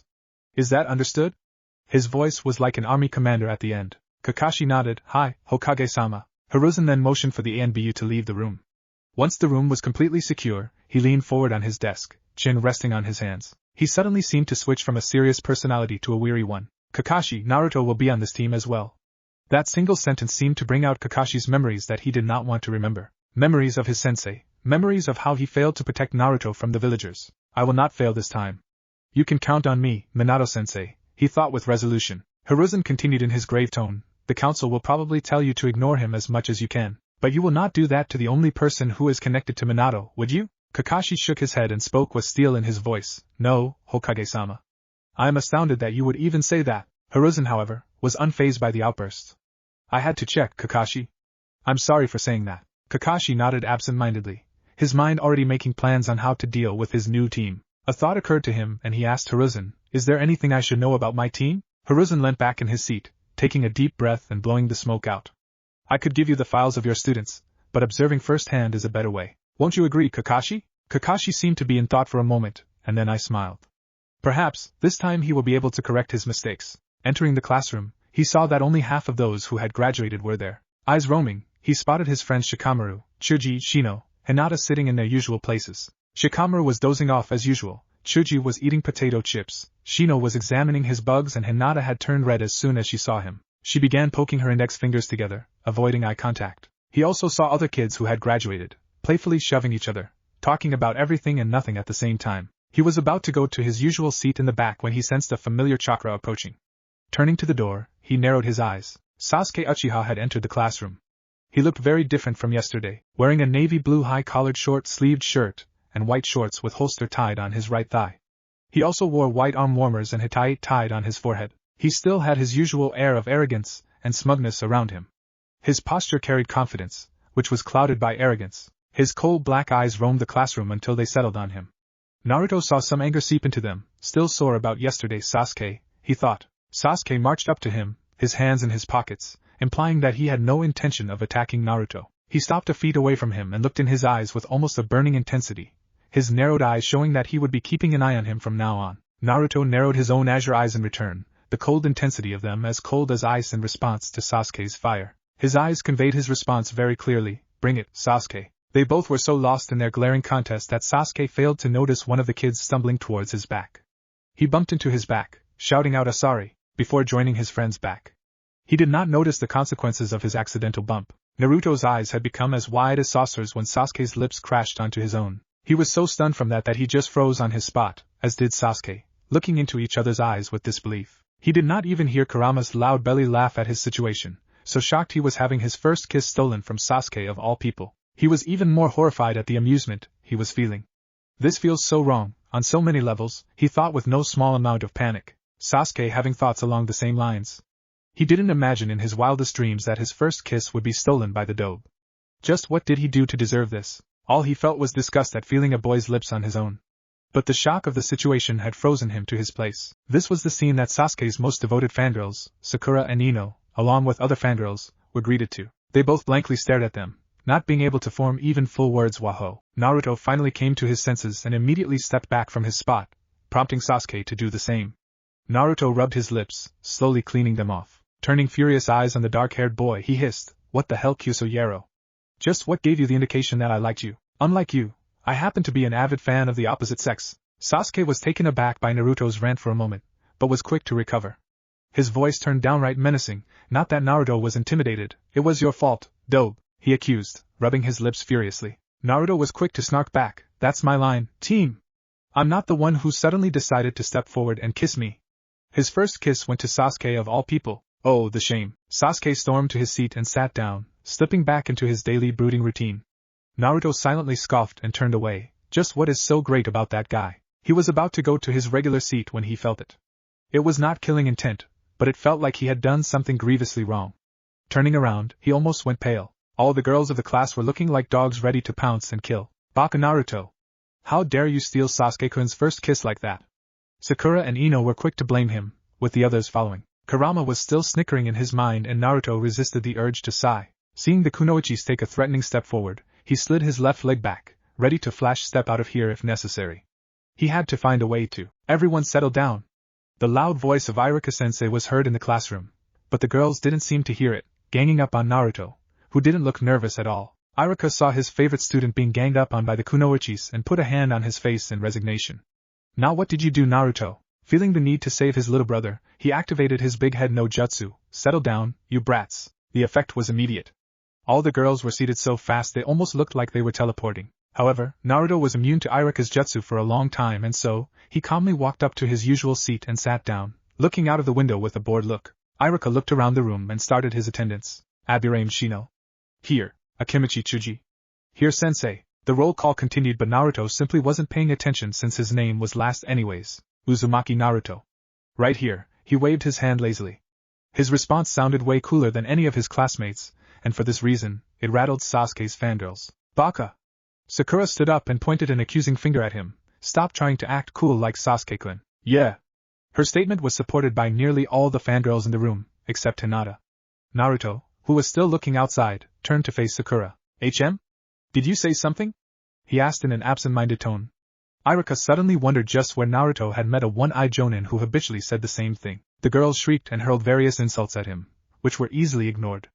Iruka coughed to get the class's attention, and when he had it, he started speaking. You guys are now, officially, ninja of Konoha. But remember, you are simply a genin. The road from here will only be uphill now. You will be now divided in groups of 3, and a Jonin sensei will be your teacher. Everyone had different thoughts about this. Ino said to Sakura in a sly tone, I wonder who will be on Sasuke-kun's team. Sakura gave an annoyed glance to her. Who knows? However, inner Sakura shouted in her mind, Cha. I'm the one who will be on his team. Sasuke thought with a small amount of irritation. A team of 3? Che. They will only burden me and hold me back. Iruka then began announcing the teams. It took a while, but he finally announced Naruto's, Uzumaki Naruto. Naruto paid close attention at that, Harino Sakura, causing a depressed cloud to appear on top of her. I'm on a team with Naruto. Why? Naruto had a more expressive reaction. A purple cloud seemed to form over his head and he banged his head on the table. Fuck my life, he groaned. Many felt sorry for the poor bastard, despite not being his friends. No one deserved Sakura as a teammate. Even Kurama was whispering comforting words such as they could kill her and bury the body. And Uchiha Sasuke, Iruka announced the last name. This time Sakura jumped in joy. Turning around, she flashed a superior smirk at the flabbergasted Ino, who was clenching her fists. Inner Sakura was shouting in joy, Cha!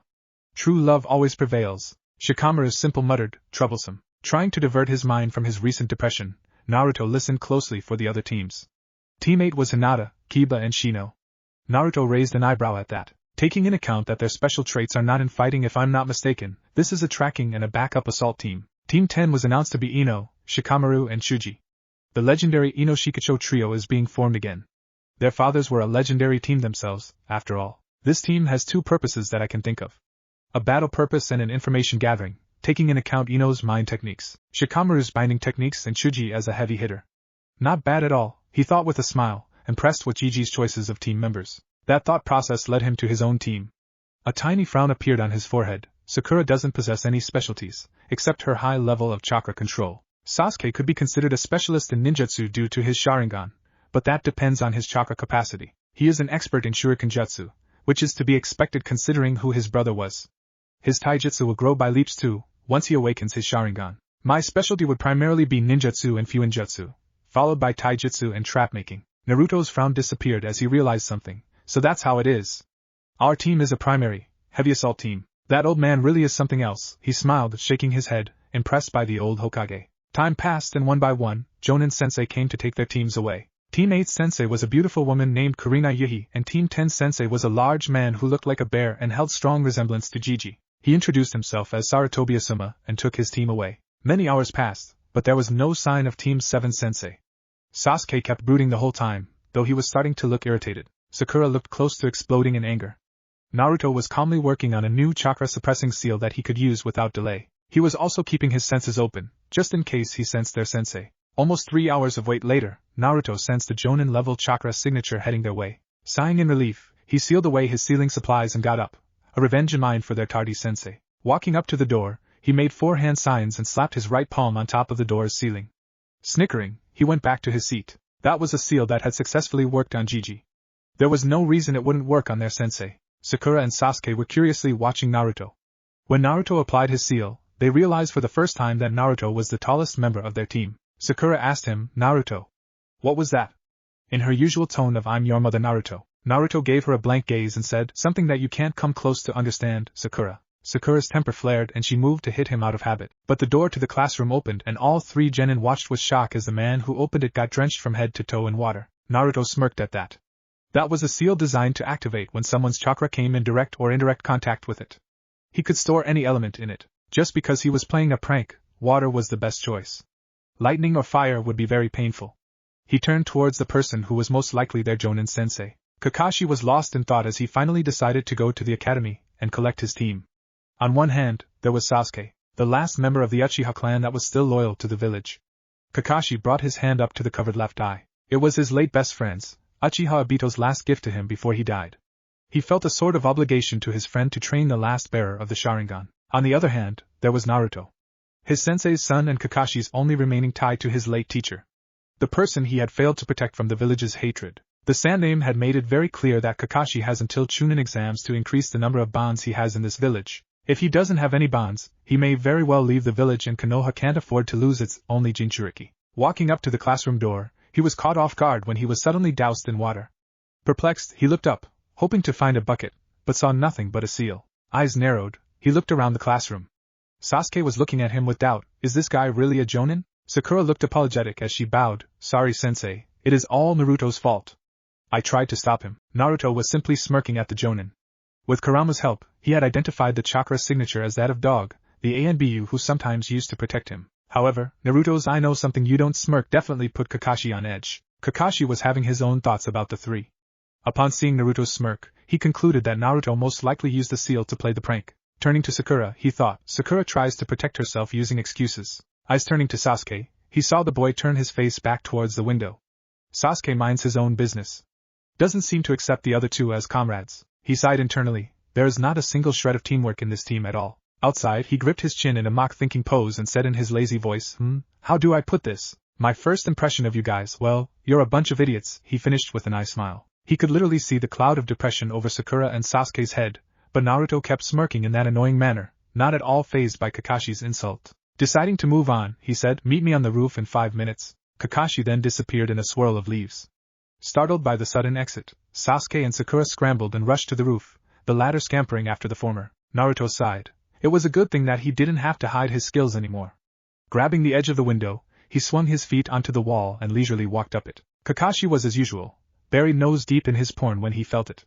Looking down curiously, he contained his surprise on seeing Naruto walk up to him. The boy was displaying a skill that not many people showed before graduating. Yo sensei! Naruto waved with a smile. Kakashi had nothing to say so he waved back, yo! It really made him feel like an idiot. Naruto walked past him and sat down on the steps in front of Kakashi. Just as he sat down, Sasuke and Sakura burst through the door, eyes widening when they saw Naruto had already reached ahead of them and was sitting nonchalantly. Sasuke's eyes narrowed. How did the dog reach ahead of me? Now that I think about it, I didn't see him following me and Sakura. So how did he get here? Sakura was in a similar state of surprise, but did not think much of it.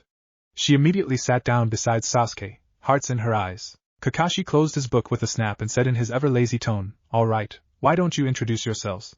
You can start first, Tinkerbell. Sakura scowled at Tinkerbell and spoke up, why don't you go first and show us how it's done, sensei? Kakashi pointed a finger at himself, me? My name is Hatake Kakashi. I have many likes and dislikes. My dreams are none of your business, and you are too young to hear my hobbies. He finished and glanced at Sakura, motioning to continue. All the three genin sweat dropped. All we learned was his name. Sakura began speaking. I am Harino Sakura. She glanced at Sasuke and blushed. My hobbies are, she blushed harder. My dream is, she squealed this team, making Naruto shake his head in disgust. Sasuke showed no reaction. Kakashi asked, dislikes? Sakura was quick to scowl, Ino Pig and Baka Naruto. Kakashi thought with a resigned sigh, I just had to get a fangirl. He motioned Sasuke to begin, you next Amo. Sasuke scowled like Sakura at the nickname, but spoke, Uchiha Sasuke. I have few likes and many dislikes. I have a dream, no ambition to kill a certain man and restore my clan. Sakura was looking at Sasuke with hearts in her eyes and thinking, Sasuke-kun is so cool. Naruto was thinking, doesn't he know that to restore his clan he needs girls and for girls he needs some personality? Kakashi had narrowed his eye a little, as I had thought. He motioned for Naruto to begin, you next, Blondie. Naruto was not at all offended at his nickname, and spoke with a small smile, the name's Uzumaki Naruto. I like ramen and spending time with Irika-sensei. I dislike the 3 minutes it takes for ramen to cook. My hobbies are training and experimenting with Fuinjutsu. My dream, his smile became a full-blown grin, is to become the strongest Hokage ever. Kakashi smiled slightly. His hobbies are a bit unusual, but he has certainly grown up in an interesting way. He then said, all right. All of you are unique and have your own ideals. We will start our duties from tomorrow. But there is something that the four of us have to do first. The deadpan in his voice was unmistakable. Naruto tilted his head ever so slightly. What would that be, sensei? Survival exercise, Kakashi replied seriously. But we already did enough of it in the academy, sensei, Sakura said with a frown. Kakashi chuckled this time. It's different because I'm your opponent. What's so funny? Sasuke asked, a little irritated. It's your reaction you hear this. Of the 27 graduates, only 9 will be made genin. The rest will go back to the academy. As a matter of fact, the failure rate is over 66%. As Kakashi predicted, everyone's eyes went wide at that, Sakura going as far as to gaping. Kakashi laughed and said, told you you'd freak out. Naruto then deduced with narrowed eyes, then it is quite clear that the graduation test was just to select those who have the potential to become genin, isn't it? Kakashi raised an eyebrow, that was quite perceptive of him. Looks like you have a lot of secrets, Naruto-kun. He easily ignored Sakura shouting at Naruto for trying to act cool like Sasuke. Anyways, meet me on training ground 7, tomorrow morning 5 o'clock. Skip breakfast if you don't want to throw up. He vanished in a leaf shunshin after that. For a while, none of them moved, thinking of the man's advice. Naruto got up first, walking over to the railing. He prepared to leap over, but stopped, turning around and asking, "Hey, you want to come and have lunch, get to know each other since we are teammates now?" Sasuke snorted in disdain and walked away, Sakura following him like a puppy. She followed Sasuke's lead and shouted, "Yeah right, like anyone would want to eat with you, loser." She then engaged in her daily habit of asking Sasuke for a date. Kurama was smirking, "She's the one to talk about weak." Naruto simply replied, "It's not worth wasting our thoughts like that, Kurama. Besides, at least I tried. It's always the thought that counts." He leaped over the railing and sprinted to his usual training ground to do his training for the day. Perhaps he could even find Anko and persuade her to spar with him. Naruto laid on his bed, hands tucked behind his bed and eyes up at the ceiling. Anko was tough as usual, and she was even kind enough to let him know that he had some openings in his fighting. By that, he meant she used those openings to leave nice, big bruises. He was not worried about that though, because he had already closed those openings. Right now, he was mentally conversing with Kurama. "How much do I let loose tomorrow, Kurama?" The Hiruzen is not an option. That will only be revealed in the Chunin exams and not before. You can reveal 3 or 4 jutsus that you have, but not your red lightning. You can scare Kakashi Brat with your flash step though. A bit of Fuinjutsu will do as well. Oh, and make sure to use the Great Fireball. "I want to see the look on Uchiha's face," Kurama replied after thinking for a bit, snickering in the end. Naruto ignored that suggestion. "Which means lightning jutsus are out. I can go all out in taijutsu. If I don't, Sasuke will be quick to call me out on that, and I don't need any of that. Besides, it was clever of Kakashi-sensei to purposely mislead us into fighting on an empty stomach, don't you think?" He smirked. Kurama smirked in return. "Don't make the mistake of underestimating him, Naruto. Kakashi is a very strong shinobi, strong enough to be feared across all shinobi nations in the Third Great War. He is not lacking in the mental department at all." Naruto mentally nodded, acknowledging Kurama's advice. Closing his eyes, he fell into a deep sleep. Tomorrow would be interesting again. Glancing out of the apartment he lived in, Sasuke was thankful for the silence the night provided. "I will pass the exercise myself. I won't allow those two to hold me back," he thought. Frowning in thought, he absently tapped the window. The dobe has been acting very differently as of late. His sudden show of skills in the graduation test, his clear familiarity with seals, could it be that he was hiding his skills? If so, then why? He has always craved attention, so why would he do something like hiding his skills and personality? "Just who are you, Naruto?" Sasuke had noticed that Naruto acted very different from his usual loud and idiotic personality in the graduation exam. He was calm and collected, more so than Sasuke usually was. He was also understandably jealous of Naruto's newly discovered skills. Sasuke had been training his ass off since the massacre in order to become strong enough to kill him. Not many people had the ability to see underneath, not even Sasuke, but he could tell that Naruto was hiding a lot of his abilities. He would make Naruto tell him, because he deserved it more than anyone else, least of all the dobe. Naruto's eyes opened at 5 o'clock, according to his body clock. "This is the time by which I am supposed to be on the training field," he thought as he got up to do his morning rituals. As he was brushing his teeth, he began thinking about Kakashi's behavior yesterday. Our sensei was late by over 3 hours to meet us, and he didn't even look sorry about that. What's to say he won't do this today? He thought as he wiped his mouth. Going to the kitchen, he leisurely began preparing 4 omelets. As he cracked the eggs, he scoffed, "Skip breakfast if we didn't want to throw up? He must be crazy if he thought that we would fight him on an empty stomach." He slid the omelets onto his plate and sat down on the dining table. A quick prayer later, he was gorging them down. He couldn't think about strategies because he didn't know what the exercise would be. Finishing his meal, he walked over to the sink and washed his plate. Only Sakura would be stupid enough to skip the most important meal of the day. That girl is so thin a simple breeze would be enough to blow her away, he snickered. He went to his room and took out the seal on which he was working on. He sat down on his table and worked on it until only half an hour was remaining till 8 o'clock. He closed the scroll and began preparing for the day. He dressed up and checked if he had all his supplies in his pouch and holster. Tying his hitai beneath his left shoulder, he nodded to himself and exited his apartment after ensuring his trap seals were in place. He walked at a comfortable pace to the training grounds, eating 2 bananas and a backpack holding his lunch. Reaching the training grounds, he had to hold his laugh at what he saw. Both his teammates were there, probably from 5 o'clock, and were looking as miserable. Well, as miserable as Sasuke could look. Sakura was sitting on the ground, probably regretting not eating breakfast. As soon as she saw him, her face twisted into anger and she got up, yelling, "Naruto! You are late!" Naruto looked around and sure enough, Kakashi wasn't here. Turning back to Sakura, he shrugged, "I don't know how I can be late if sensei isn't even here, Sakura." Sakura opened her mouth to yell more, but couldn't refute his statement. Her stomach decided to rumble at that moment, followed shortly by Sasuke's. Naruto raised a disbelieving eyebrow. "They really are that stupid?" He spoke with disbelief. "You two didn't eat breakfast?" The mentioned two shook their head, but Sakura yelled again, "Sensei told us not to eat breakfast, baka. Why did you eat it?" Naruto glared at her, causing her to flinch. I'm standing right here, Sakura. There's no need to yell. As for eating breakfast, he spoke as if speaking to 4-year-olds. It is the most important meal of the day, you know. Sakura's temper got the better of her, and she moved to hit Naruto.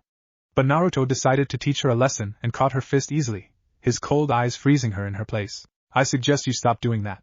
Otherwise, I'll do more than just catch your fist next time. His voice was a whisper, but it was cold as ice, letting her know he was dead serious. He even enforced his threat with a little ki, making her sweat. Sasuke had been watching the both of them and had to admit that their interactions were amusing. However, that amusement ended when he heard Naruto's threat. He was surprised at how serious and deadly his teammate could sound. Naruto released Sakura's fist and walked up to him, asking, "Why didn't you eat breakfast, Amo?" Sasuke glared at him, refusing to answer. Naruto shrugged and walked up to the posts, setting his backpack on top of one of them. He then sat down, legs crossed and eyes closed, waiting for their sensei to show up. Turns out Kakashi was even more late than yesterday. He showed up at 10 minutes to 11. Hi fellows. Good morning. He was sounding even more lazier than yesterday, if that was possible. Sakura pointed at him accusingly at him. You're late. Kakashi's eye curved up in a sort of smile. Well, you see, a black cat crossed my path, so I had to take a long cut to avoid bad luck. Liar! Sakura shouted. Naruto's sweat dropped. Tardiness and lame excuses?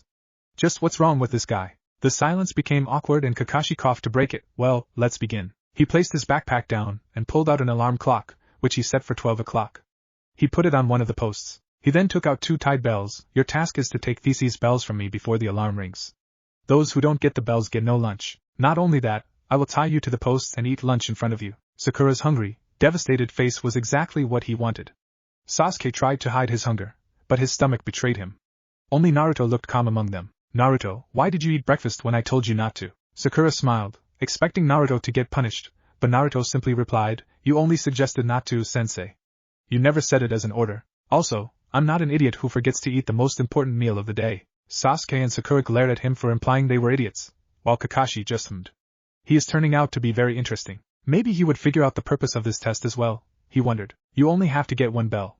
Since there are only 2, one of you will get tied to the stump. The one who doesn't get a bell fails and goes back to the academy, he said, smirking at the horror on their faces. He continued, if you don't come at me with the intent to kill, you will fail. Any questions? Sakura spoke up, a confused look on her face. But sensei, what if you get hurt? Naruto snorted at that. Kakashi was a freaking jonin. They would be hard-pressed just to harm a hair on him. Kakashi almost laughed out loud but managed to rein it in. Don't worry, I won't. Alright, begin. The 3 of them jumped out of sight. Kakashi then tied the bells to him and took out his Aika book. They've hidden well. A shinobi should be able to hide from his enemies. Now to wait for one of them to attack, Kakashi thought as he kept his eyes on the book. He's got to be kidding. I've only ever seen 4-man cells. There's no cell with only 2 genin and a jonin. There's a different purpose to this test, Naruto furiously thought. His eyes then widened. He knows we won't be able to get the bells single-handedly. He wants us to work together. That is the purpose of this test. He smirked in victory. But that smirk turned into a frown. Those 2 will never work with me. Maybe I can convince them after I get beat up from sensei. With that, he released his seals and shunpoed from his spot. Kakashi looked up in surprise as Naruto saw Medto shimmer before him, landing in a crouch. What was that? He appeared really fast. His speed was too high for a genin. Rather stupid of you to come at me head-on, isn't it? I don't see what's stupid about testing your opponent, Naruto replied, eyes narrowed. Kakashi had to hold back the memories from seeing those eyes. So much like sensei, he was almost caught off guard when Naruto disappeared, reappearing in front of him, leg extended in a kick. That was easily low jonin level speed, and how the hell does he move that fast? He frantically thought as he blocked the kick. He winced, he hits hard as well. Kakashi was forced to put away his book as Naruto's movements were too fast. But Kakashi wasn't a jonin for nothing. He easily began countering Naruto's attacks, mentally admiring his fighting style. His movements are fast, not giving the opposition enough time to think. The strength in his attacks might even reach mid-chunin level. Not many openings to exploit too. His attacks are also quite unorthodox. Very interesting style, like he almost seems to know where the attacks are coming from. He applauded mentally as he ducked and blocked a 3 roundhouse kick combo that he knew wasn't a part of any style he knew, and he knew a lot of them. You're good kid, but not good enough. He grunted as he used the momentum of the spin kick coming towards his face. He caught Naruto by the ankle and threw him into the pond. He missed Naruto's smirk as he entered the water. He threw me into the water. Perfect, Naruto thought as he made a half-ram seal with his left hand and slowly released his breath. The air surrounded his body like a sort of bubble. He floated up until he was just underneath the surface. He then threw 2 shuriken at the jonin. Kakashi didn't even need to look to catch them. But he was unprepared for what came next. Suetun, Suikasari no Jutsu. Water style, water chain jutsu. 5 chains of water erupted from the water and wrapped around him with surprising speed. Requiring only 1 seal due to his high water affinity, this jutsu was very easy to use. Suetun ninjutsu? How does he know that? Shock filled his whole being. Naruto jumped out, spinning once midair to increase the momentum behind his punch, which only connected with a log. Kawarimi huh? Kakashi walked out from behind a tree 100 feet away, smiling. Nice try. You are definitely Chunin material, Naruto, but you will have to try harder to get the bell. Naruto made 3 hand seals, Futon, Tappa.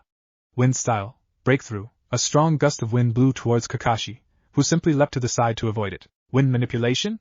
How does Naruto know all these jutsus? A strong jutsu, but useless if I can avoid it, Kakashi rebuked. His eyebrow rose up in confusion when Naruto threw a single kunai at him. Is that supposed to hit me? He lazily asked as he just tilted his head to avoid it. He was not prepared for Naruto to appear behind him, replacing himself with the thrown kunai. Kakashi turned around, but it was too late. While Naruto slashed at the bells with a kunai in his right hand, eyes widening in surprise when one of them separated. Now's the chance. He allowed his body to spin clockwise, his left hand grabbing the separated bell and right foot kicking out to Kakashi, who blocked it with his hands. But Naruto simply used the force of the kick to jump back onto a tree, using Shunpa to retreat into the woods. Sasuke and Sakura were shell-shocked. They were not expecting Naruto's taijutsu to be this good. He was matching their sensei's strike for strike, even adding his own attacks. The speed of his movements was something not even Sasuke could match. His form of movement was also noticed by the duo, inducing jaw-dropping shock. The show of ninjutsu and snatch of a bell was the last straw for Sasuke. How does Dobe know a style such as that? How did he achieve that level of speed? How does he know those jutsu? I should be the one to have those, not him. He raged in his mind, fists clenched. Sakura had still not recovered from the shock that was Naruto. Naruto was never this good at the academy. How did he manage to get a bell? It was then her fangirlish ways took over. If Naruto can get a bell, then Sasuke-kun can definitely do it. Not once did she think about herself. Kakashi stood in shock over what happened. An academy graduate, who was said to be the dead last of his class, not only managed to catch him off guard, but also managed to get a bell. Not to mention the said dead last knew Futon and Suetun ninjutsu, high Chunin level taijutsu with low Jonin level speeds. He, Hatake Kakashi, copy ninja, caught off guard by a simple kawarimi. Naruto himself was shocked at his success. Even he didn't expect to get a bell this way. Then again, Kakashi most probably wouldn't expect an academy graduate to pull of a seal-less kawarimi. That was nothing more than a stroke of luck. In a straight fight, I would be dead already. But since when do shinobi fight fair? He thought, the excitement slowly leaving him, allowing cognitive thoughts to take place. I should probably seek out Sasuke and Sakura, maybe convince them to work together. But my plan was to get beat up, not to get a bell. Sasuke would never listen to me now, which by extension, also includes Sakura. Damn it, he cursed. It never hurts to try. The worst that will happen is that you will fail to convince them, Kurama encouraged him. Naruto thought about it a bit, and reluctantly agreed with him. He easily sensed the chakras of the two and cursed when he felt that Sasuke was furious by the agitation of his chakra. He quickly made his way towards him, hoping he wouldn't be too late. He was too late. Sasuke was already furious at Naruto's achievement, and when Naruto tried to convince him, he harshly shot his proposal to work together down, and went to confront Kakashi alone. Long story short, he got his ass handed to him, and got himself buried head deep into the ground. On the bright side, Naruto successfully copied the Doton Jutsu Kakashi used to bury Sasuke. He sensed Kakashi casting a genjutsu on Sakura, who easily succumbed to it. He sent 20 shadow clones to fight Kakashi and defend Sakura, but the time was already up. Sakura hung her head in shame as she was the one tied to the post while Naruto and Sasuke sat beside her. Sasuke was angrily glaring at Naruto, who was watching his sensei. Kakashi looked at the kids, shaking his head in disappointment. Only Naruto managed to get a bell. But that doesn't mean that you passed, Naruto. You all failed to grasp the real purpose of this test. Teamwork. The response came from Naruto. Sasuke and Sakura looked away from him, in anger and shame. Naruto tried to convince them to work together, but they didn't listen to him, because who did? Kakashi raised an eyebrow, a little late to realize, don't you think? Naruto gestured towards his teammates, they knew it.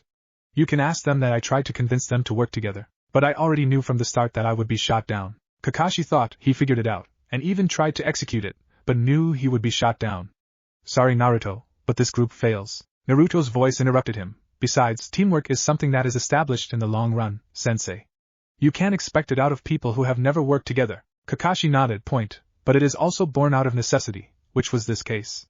Unfortunately, you all failed to act on it. Silence reigned for a while as Kakashi let them think about it. Then he spoke, I'll give you all one more chance after an hour. If you fail even then, quit being shinobi, he harshly told them. The world of shinobi is not a playground for children. Be ready, and no one feeds Sakura lunch. He walked away after that, presumably to run an errand. Naruto easily sensed him hiding behind a tree, even though he was suppressing his chakra. He shook his head and turned to offer his lunch to Sakura, who blinked in surprise. Naruto-sensei said it's fine. I don't sense him anyways, Sasuke said as he too offered Sakura his lunch. She gratefully nodded at him and ate, ignoring Naruto completely. Naruto shook his head and was about to dig in when he felt a sudden surge of chakra. Kakashi appeared before them, furious as hell. I told you not to feed her. Are you ready to face the consequences? The clouds suddenly seemed to gather, and sounds of thunder could be heard. Sasuke spoke up, surprising Naruto. We are a team, aren't we? We will face the consequences together. Is that your choice? Kakashi asked, still radiating fury. The group nodded as one, resolution and determination in their eyes. Like a switch, Kakashi changed personalities. You pass. I smiled at them. Naruto still stayed wary. Is that it? I smiled, disappearing. Kakashi said in a serious tone. Yeah? I wanted to be sure you three would act as one. My best friend always used to say, those who break the rules are scum, but those who abandon their comrades are worse than scum. I wanted you all to accept each other as comrades. This is actually the first group I have passed. The previous ones were blockheads who couldn't get it. He gave them a nice smile and a thumbs up. Team 7 will start its missions from tomorrow. What if Hiruzen makes Naruto Hokage Chunin exams? And thanks for watching my video till the end. If you enjoy this content, then do consider subscribing to my channel. And leave a like if you guys need the next part. Comment down and thanks for watching the video and see you guys in the next video.